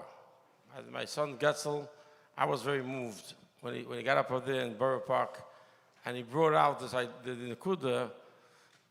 When a person goes to an Nisayon, Specifically, the Eibishter wants the Yid to recognize, say in the times of good. I had good times. At times I was building a business, expanding and building and making. I always had a reason with Shem Shemayim Lo Mezogen. But it felt a little bit you're accomplishing, you're doing. And say in times where you're in Tief in der Erd. You know what Tief in der Erd means? There's a place called prison, it's Tief in der Erd. Yosef HaTzadik was not Beir, it was a Beir. Then some was a bias, a Beir. So when the Yid goes through both Matzovim, and he realizes that there's no Teich, but es geht gut von der Eibishter, es geht schlecht von der zweiten Kehr, Chas v'Shalom. Chas v'Shalom. A therapist. He said it. I didn't want to say the word, I said it. Shema Shomayim. For all those good meaning people, there is the idea I have Baruch people come and we talk, and the discussion goes around anxiety, what they call. Let me say it like this. My dear brother, the Pinchas, we were on this show, that actually has a lot of therapists on the show. So I give Kovda Chassan Yaram. I'm not trying to beat anybody up. He likes therapists. I was careful on the words. And then a question came in. So I answered him. I said to them, you know what you have is a Jewish problem. And you're trying to answer with a Goyish answer. It doesn't work.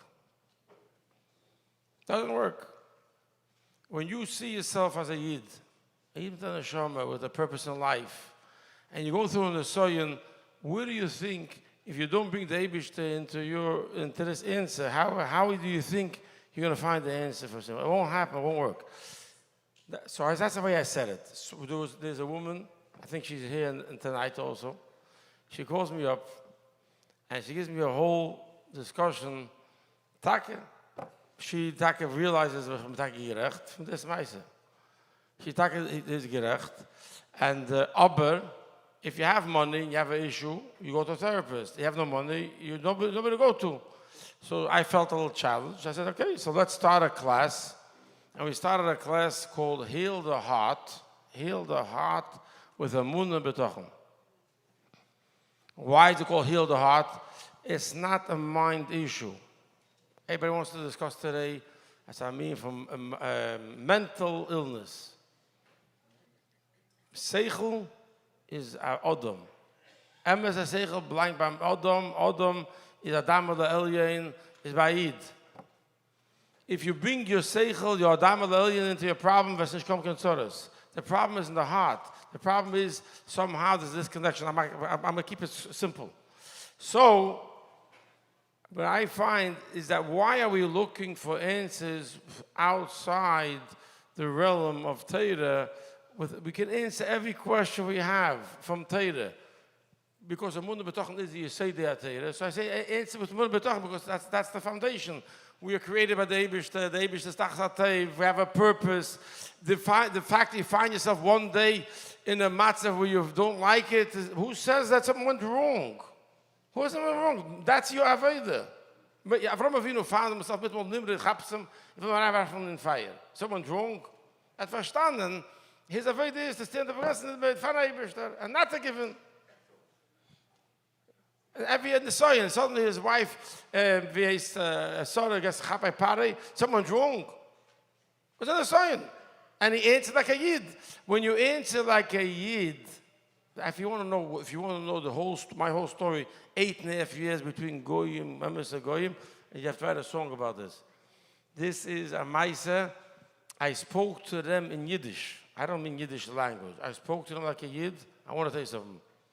They answered back, the guards, the prisoners. I wasn't there with prisoners that were accustomed to arguing something out intellectually. Let me put it that way. It wasn't a mind issue. It wasn't a mind. If they didn't like what you were doing, there was a fist in your face, a lock in your face. It was. I mean, I spoke to like a Yid, and amazingly, I never got hurt. So to sum up what you're saying is, this is what I try to do by the shir. I open up a sefer. You have to start somewhere. Shara Bitachon, right? Because Emunah and Bitachon is the Yesod. And what we learn, we find out there's every answer to every problem, cipher young and cipher old, leaked in them cipher. Elomai, learn. Sach Hakel, it takes not a 2-minute clip.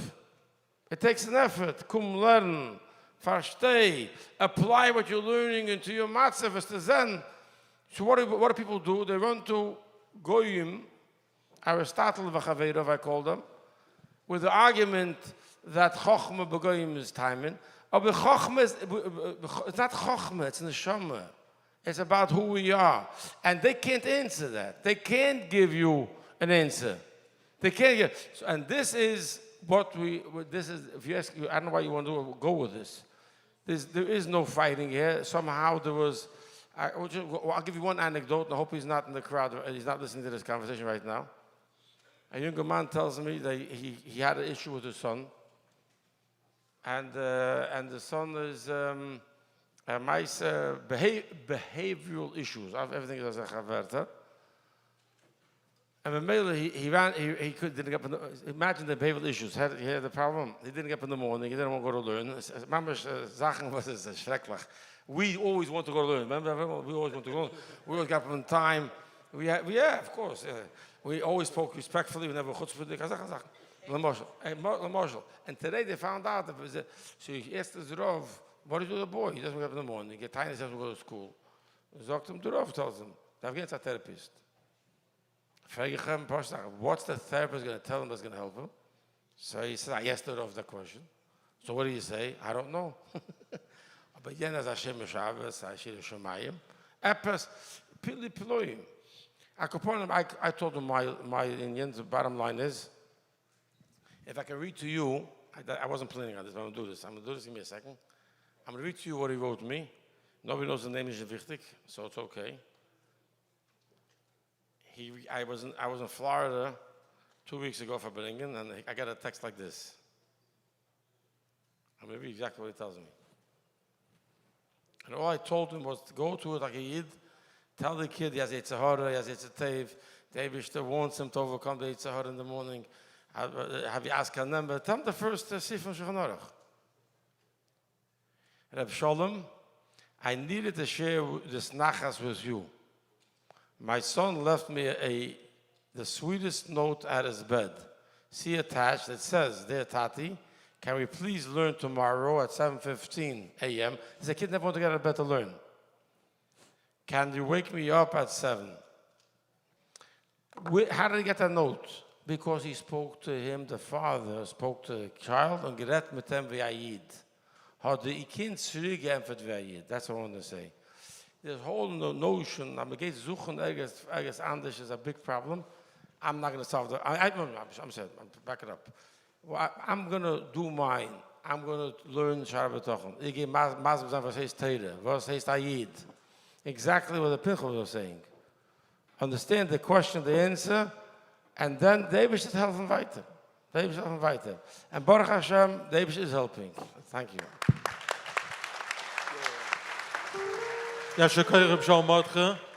One moment, I'd just like to announce for those watching on the live stream who want to participate in the raffle for the free autographed books in honor of the celebration, you can text your info to 845-579-2404. Again, 845-579-2404. Those in the hall here can sign up at the table right outside. Please include in your text your name and your email. Okay. Reb Sholom Mordechai, it's your event. From things, I want to say one thing. By us, the Yesod is Avodas Hashem, Kabbalah's oil, not self. You go to other people, they point out self. By us, not every machshava you get in your head comes from Tev, even though it's hidden in a logical argument. It could be coming from the Yetzer Hara. By us, it's not bittul. It's about to understand that we have a mission in life. Our simcha comes from doing Ratzon Hashem. By them, simcha comes from being yourself. It's two worlds. You can't understand. It's not a part of a zach. It's not part of. It runs against. You teach a child. It's about yourself, and then you wonder why he can't get up in the morning because maybe still wants him to. So I'm trying to. In prison, they said they're trying to explain you. I'm trying to explain you. I'm trying to explain why this works. Okay. By the way, yeah. One of the most beautiful little things of this whole story is that you talk about writing a song. Something is brewing. The idea that the entire time your suit and kapota was ready in the car. I love that. It's got to be a song about that one day, Mitzvah Shem. In the Rebbitzins car. Just one moment. I'd like to give the mic to Rabbi Lipschitz just to deliver closing remarks, and then we'll go to Rabbi Vremel. Where we're closing. And we'll do some hakofis. Okay.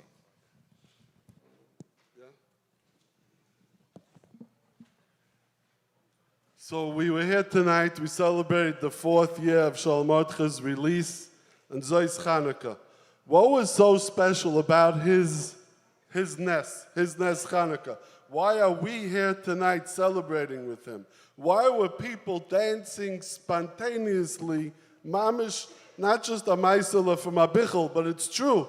People all around the world, when they heard that Sholom Mordechai got out, people went out in the street looking to talk Yiddish, to celebrate with other Yidden. They ran to the shtibel, they ran to the street, they ran to the grocery store, and they danced with other Yidden. Why?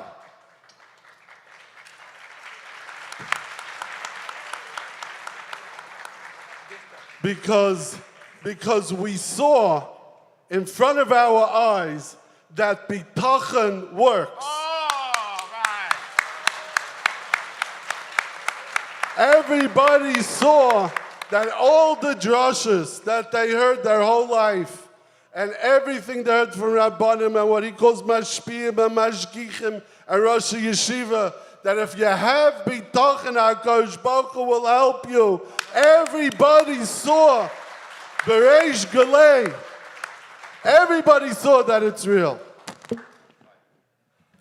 And everybody in our lives, everybody has ups and downs. Nobody, like Rabbi Yitzchak said, nobody goes through life without nisyonis. And we have pain. And we're supposed to have pain. It's a normal thing. Sholom Mordechai said, we're not human. We are human. HaKadosh Baruch Hu created us this way. When we have pain, what are we supposed to do with that pain? Do we get zerbrochen? Do we crawl into bed? Do we pull down the shades and say, I'm not going out, I'm not going to face the world is evil, everyone's out to get me? No, we get strong. We say, HaKadosh Baruch Hu put me in this matzav so that I could show that I have bitachon. HaKadosh Baruch Hu is doing it to me. I should get better, I should get starker.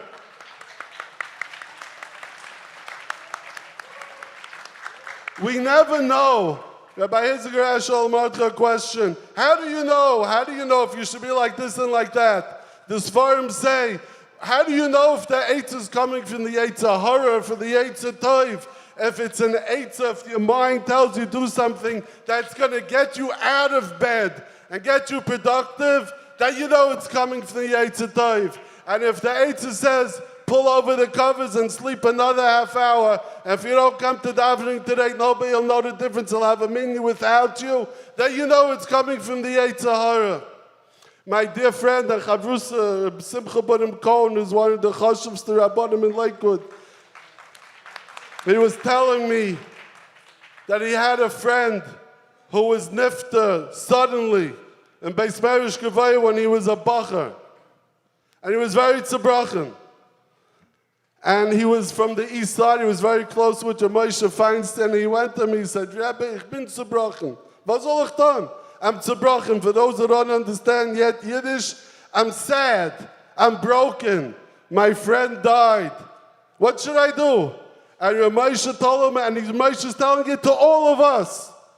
A Yid wird nicht zerbrochen. This is a song, Avramo. A Yid wird besser. Whatever you're going through, whatever's breaking you, whatever's depressing you, whatever's keeping you in bed, a Yid darf werden besser. Werden nicht zerbrochen, Rabbi say. Don't be broken, Oben HaTata. The Eibishter is looking out for us. Not only is he looking out for us, but everything that happens to us.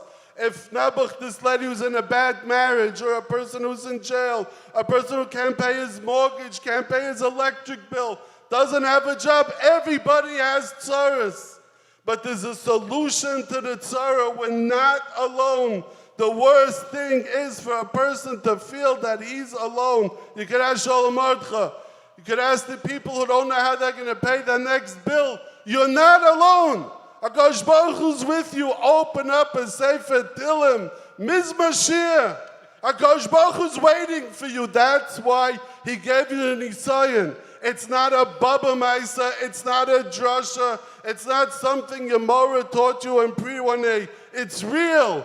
And the proof is, first of all, the proof is us. Every one of us that we're here, we're sitting, we're breathing, we're living. It's because we believe that HaKadosh Baruch Hu is taking care of us, and he is taking care of us, or else we wouldn't be here. But if you need a proof, here's a Yid, a regular Pashto Yid.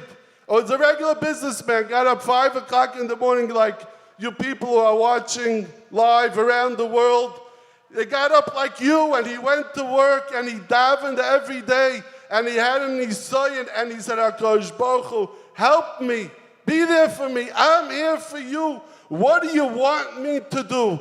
And he did what HaKadosh Baruch Hu wanted from him, and HaKadosh Baruch Hu answered his tefillas. We should all be zeicher, we should always be b'simcha, we should never have tzaros, but when things don't go the way we think they should, we should know that HaKadosh Baruch Hu is there. He's waiting for us. He gave us the Nisayon so that we should call out to him. We should get up in the morning like this Bachar. We should get up 7 o'clock, 7:15. We should be learning 7:30 or 8 o'clock. Whatever time you're diving, you should be there putting on your tefillin. Don't wait till Baruch Hu to come running in to get on your tefillin, boom, and say Baruch Hu. Be there on time. And HaKadosh Baruch Hu will be there on time for you.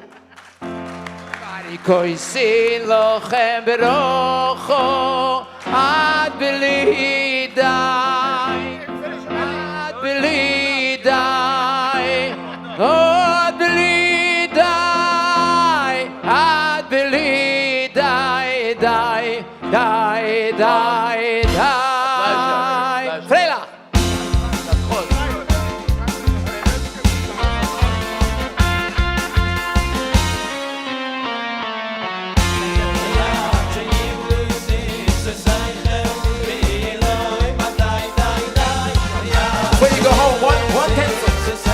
Everyone please stand in their place, dance in place.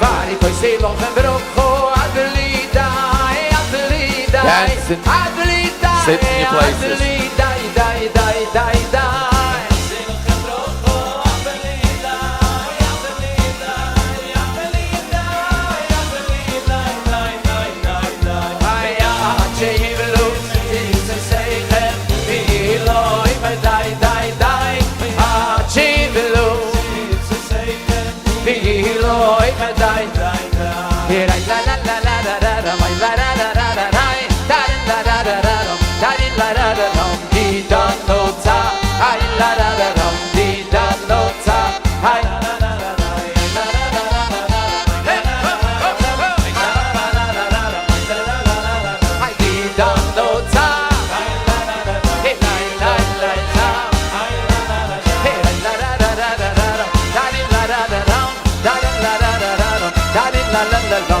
The bass gimbal, I am the bass gimbal.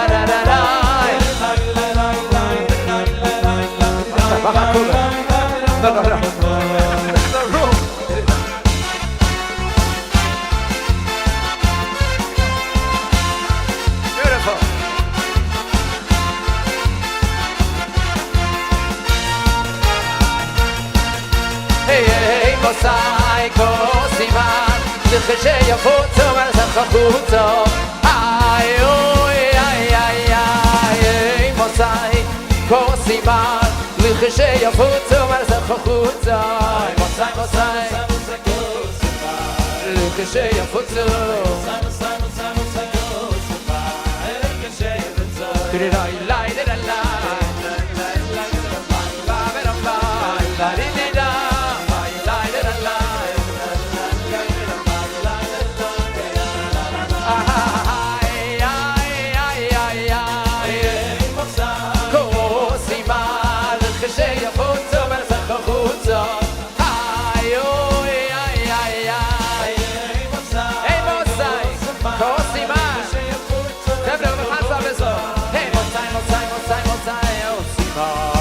כשיפוצו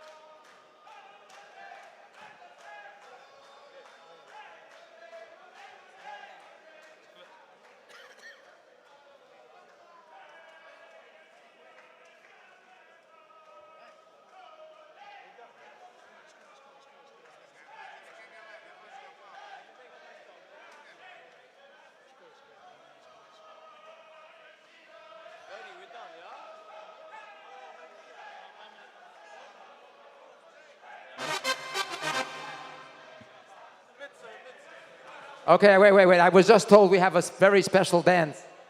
Number 8. Give me number 8, Maishallah. Or 11. Which one was it?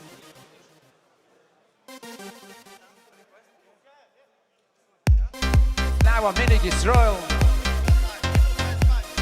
1 second.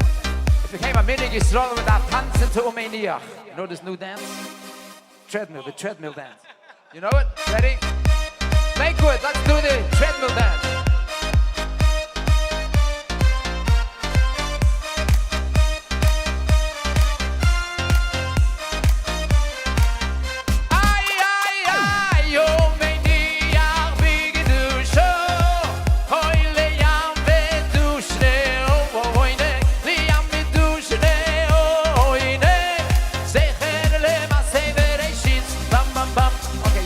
Yoitze gewinnt. We'll do L'chaim. And now we'll L'chaim. Oh, everyone come through to get a L'chaim. Is that the plan? Darf gedenken at the Eibishter's with us, you're never alone.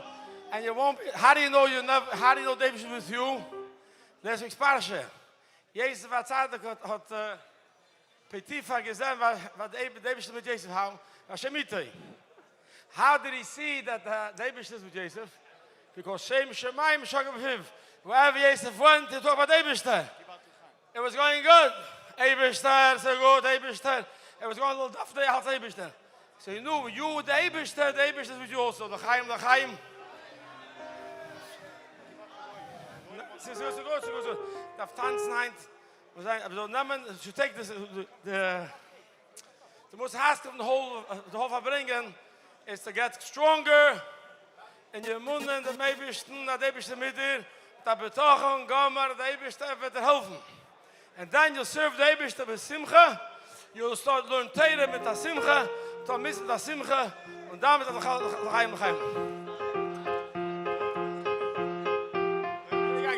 Whoa. Hey, Rabbi Avramel, where'd he go? Ich kann doch nicht singen. Avramel!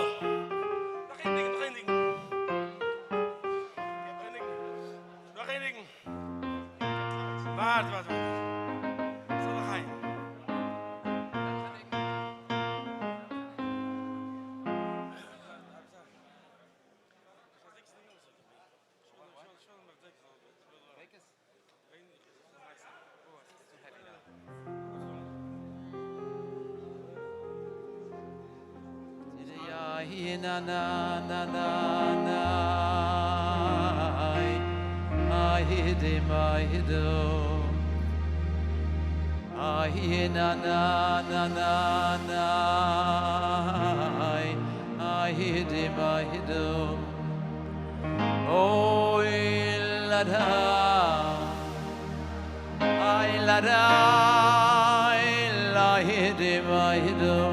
By the way, in case I want to get in touch with your neshama, just sing this song. This song goes straight to the neshama.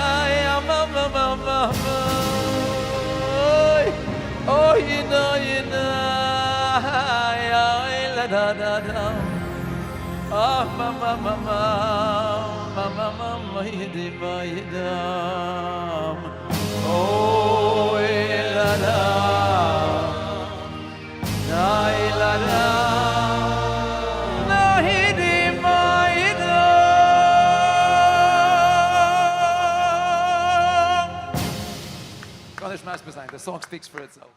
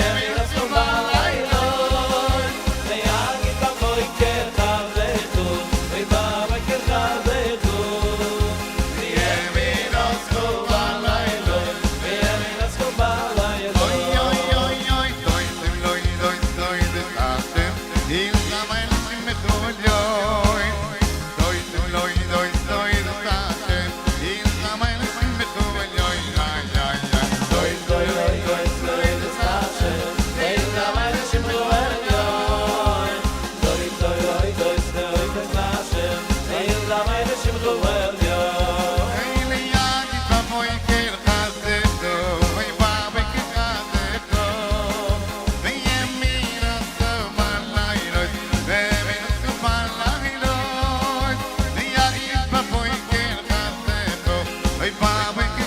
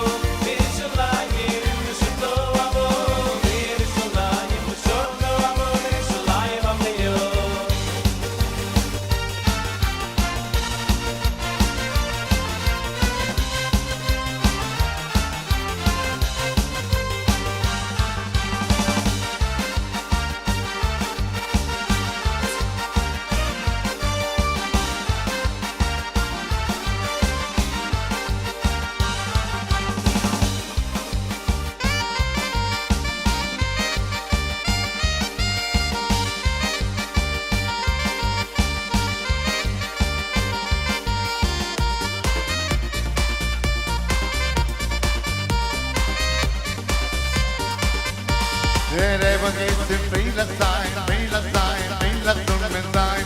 Der Rebbe geht's im Fehler sein, Fehler soll mir sein. Der Rebbe geht's im Fehler sein, Fehler sein, Fehler sein. Der Rebbe geht's im Fehler sein, Fehler soll mir sein. Der Rebbe geht's im Fehler sein, Fehler sein, Fehler sein. Der Rebbe geht's im Fehler sein, Fehler soll mir sein. Der Rebbe geht's im Fehler sein, Fehler sein, Fehler soll mir sein. Der Rebbe geht's im Fehler sein, Fehler soll mir sein.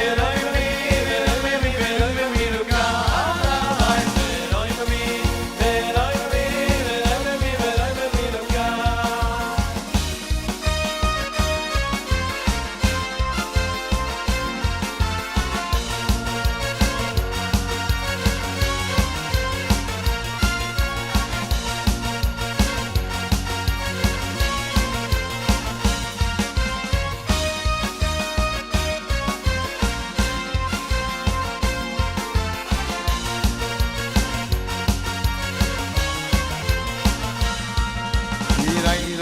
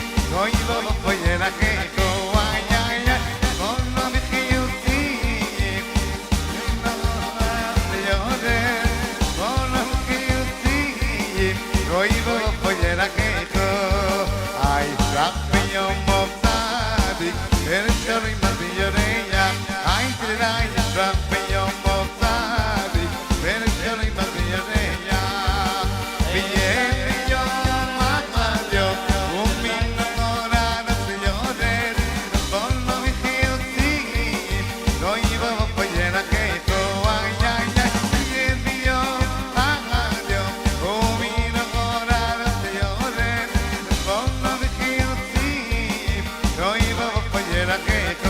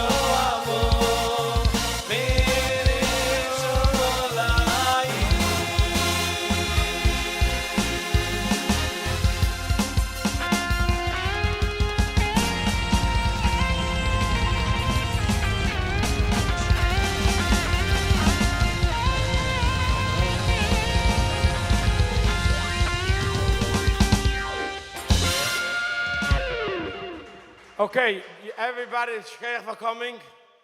The idea from behind the Nacht is not that it finishes now. If the Mamshich is into the next day, tomorrow morning, everybody's getting up on time.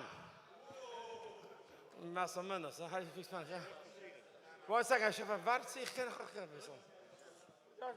I want to tell you something about Yossi Cohn. Yossi Cohn is a keyboard player, and he used to come to the place called prison to play. With Chanukah,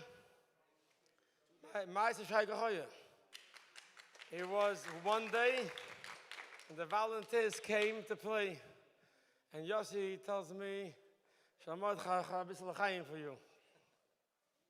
Water, for sister. Water also. I said, don't worry about it. But he chayim 770. He gives me a look at Achmanis. Anyways, 2 days later, we were both singing and dancing, and he pulled out a l'chaim from his keyboard. Where's the keyboard? How's this? Anyways, l'chaim. But all joking aside, for all the Bachram morning up tomorrow morning, I tell you what I did every morning. I bring it a little bit.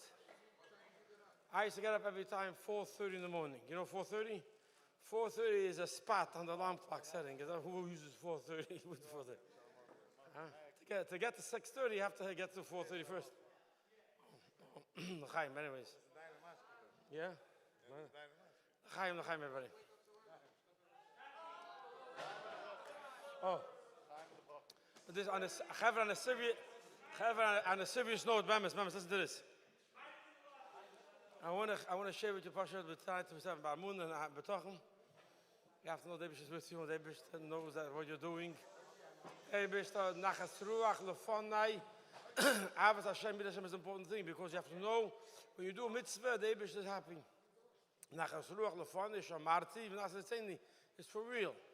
That's what Bitachon is all about. Chas Shon Fakert. If it's out of Chapsiu, it's Tzoros. So that's the battle. So anyways, I wanted to go home very badly. 1 year in jail, 2 years in jail. So I decided, like Rabbi Fried said, I wasn't sure which capital was the Geulah to get out of jail.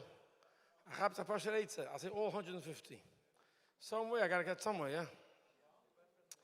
Like if you say all 150 in one time, it says Geulah, but you should know this for a full shleimah. If you don't make a hefsek. I'll tell you a story about that also. Upon him, getting up 4:30 anywhere is a hard job. Getting up 4:30 in a place called prison is like he said, inhuman. Human. Even Haid, human, Haid. So I chapsich, but the problem was, every time I got up 4:30, I set the clock. Every time I got up, Deitzara was there, and he was trying to convince me to go back to sleep. What are you getting up for? Sleep a little more, Zayn Ruyik, in a place called prison, for 6 before you're getting up, over there, locked in a cell. Go back to sleep. But you thought, how do I beat this guy? How do I beat that? I have to be able to Yeah. In the same way, he tells me, I wait a little bit later. You know what? I set the clock at 4:30, I'm getting up.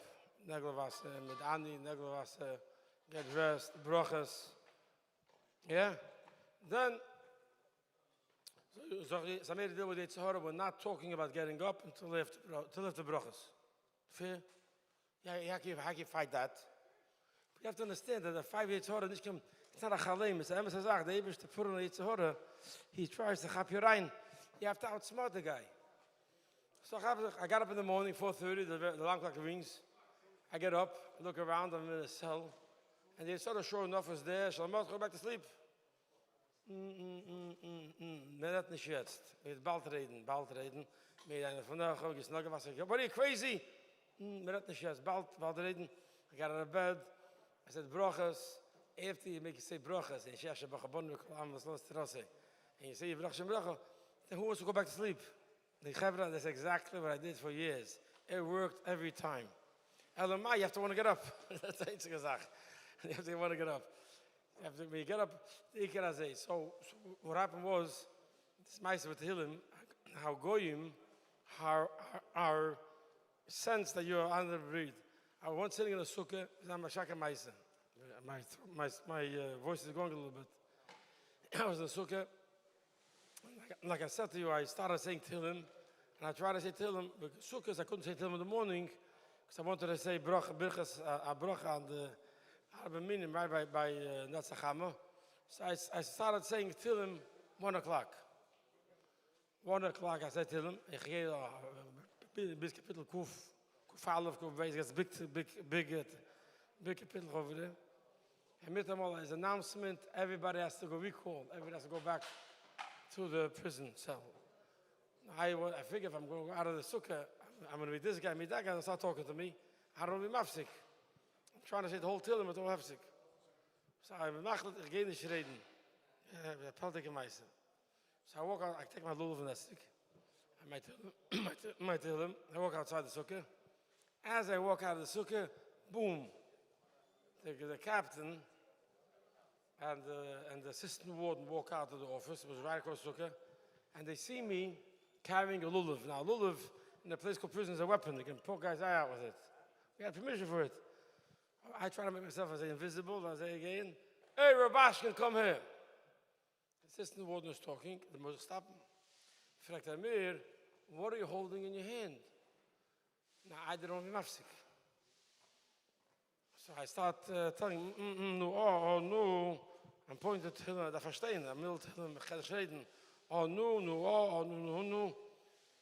As if you should understand. The Pelle, the Varim, he didn't throw me inside the confinement, the chutzpah. He lets me, no, I understand, but why are you holding that thing? Right there, no. Till the captain gives him a schlep away, he says, get out of here. I get back to the cell. I think to myself, what's I get on?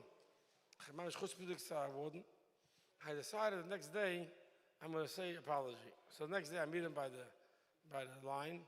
I go over to this guy and I say to him, you know, yesterday I spoke, you asked me a question. I feel I didn't answer properly.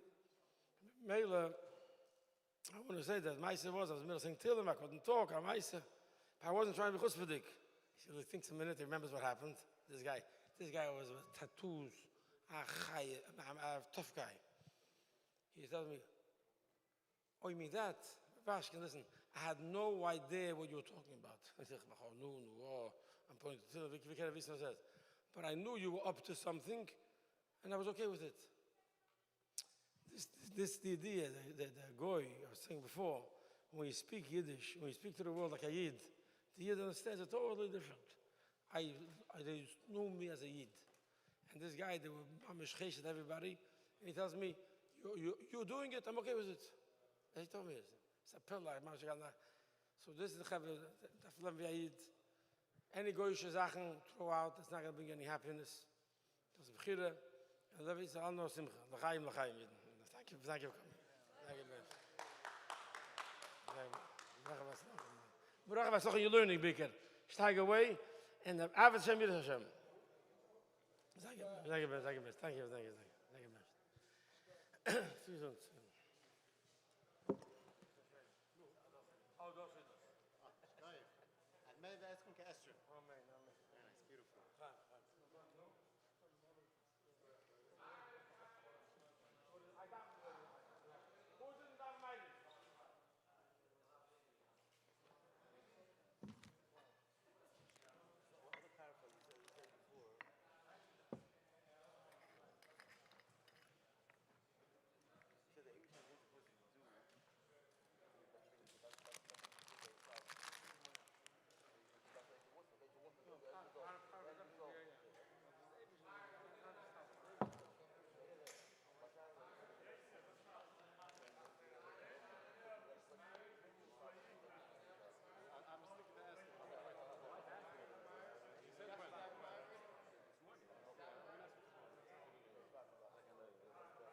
Gute Nacht, Rebbe.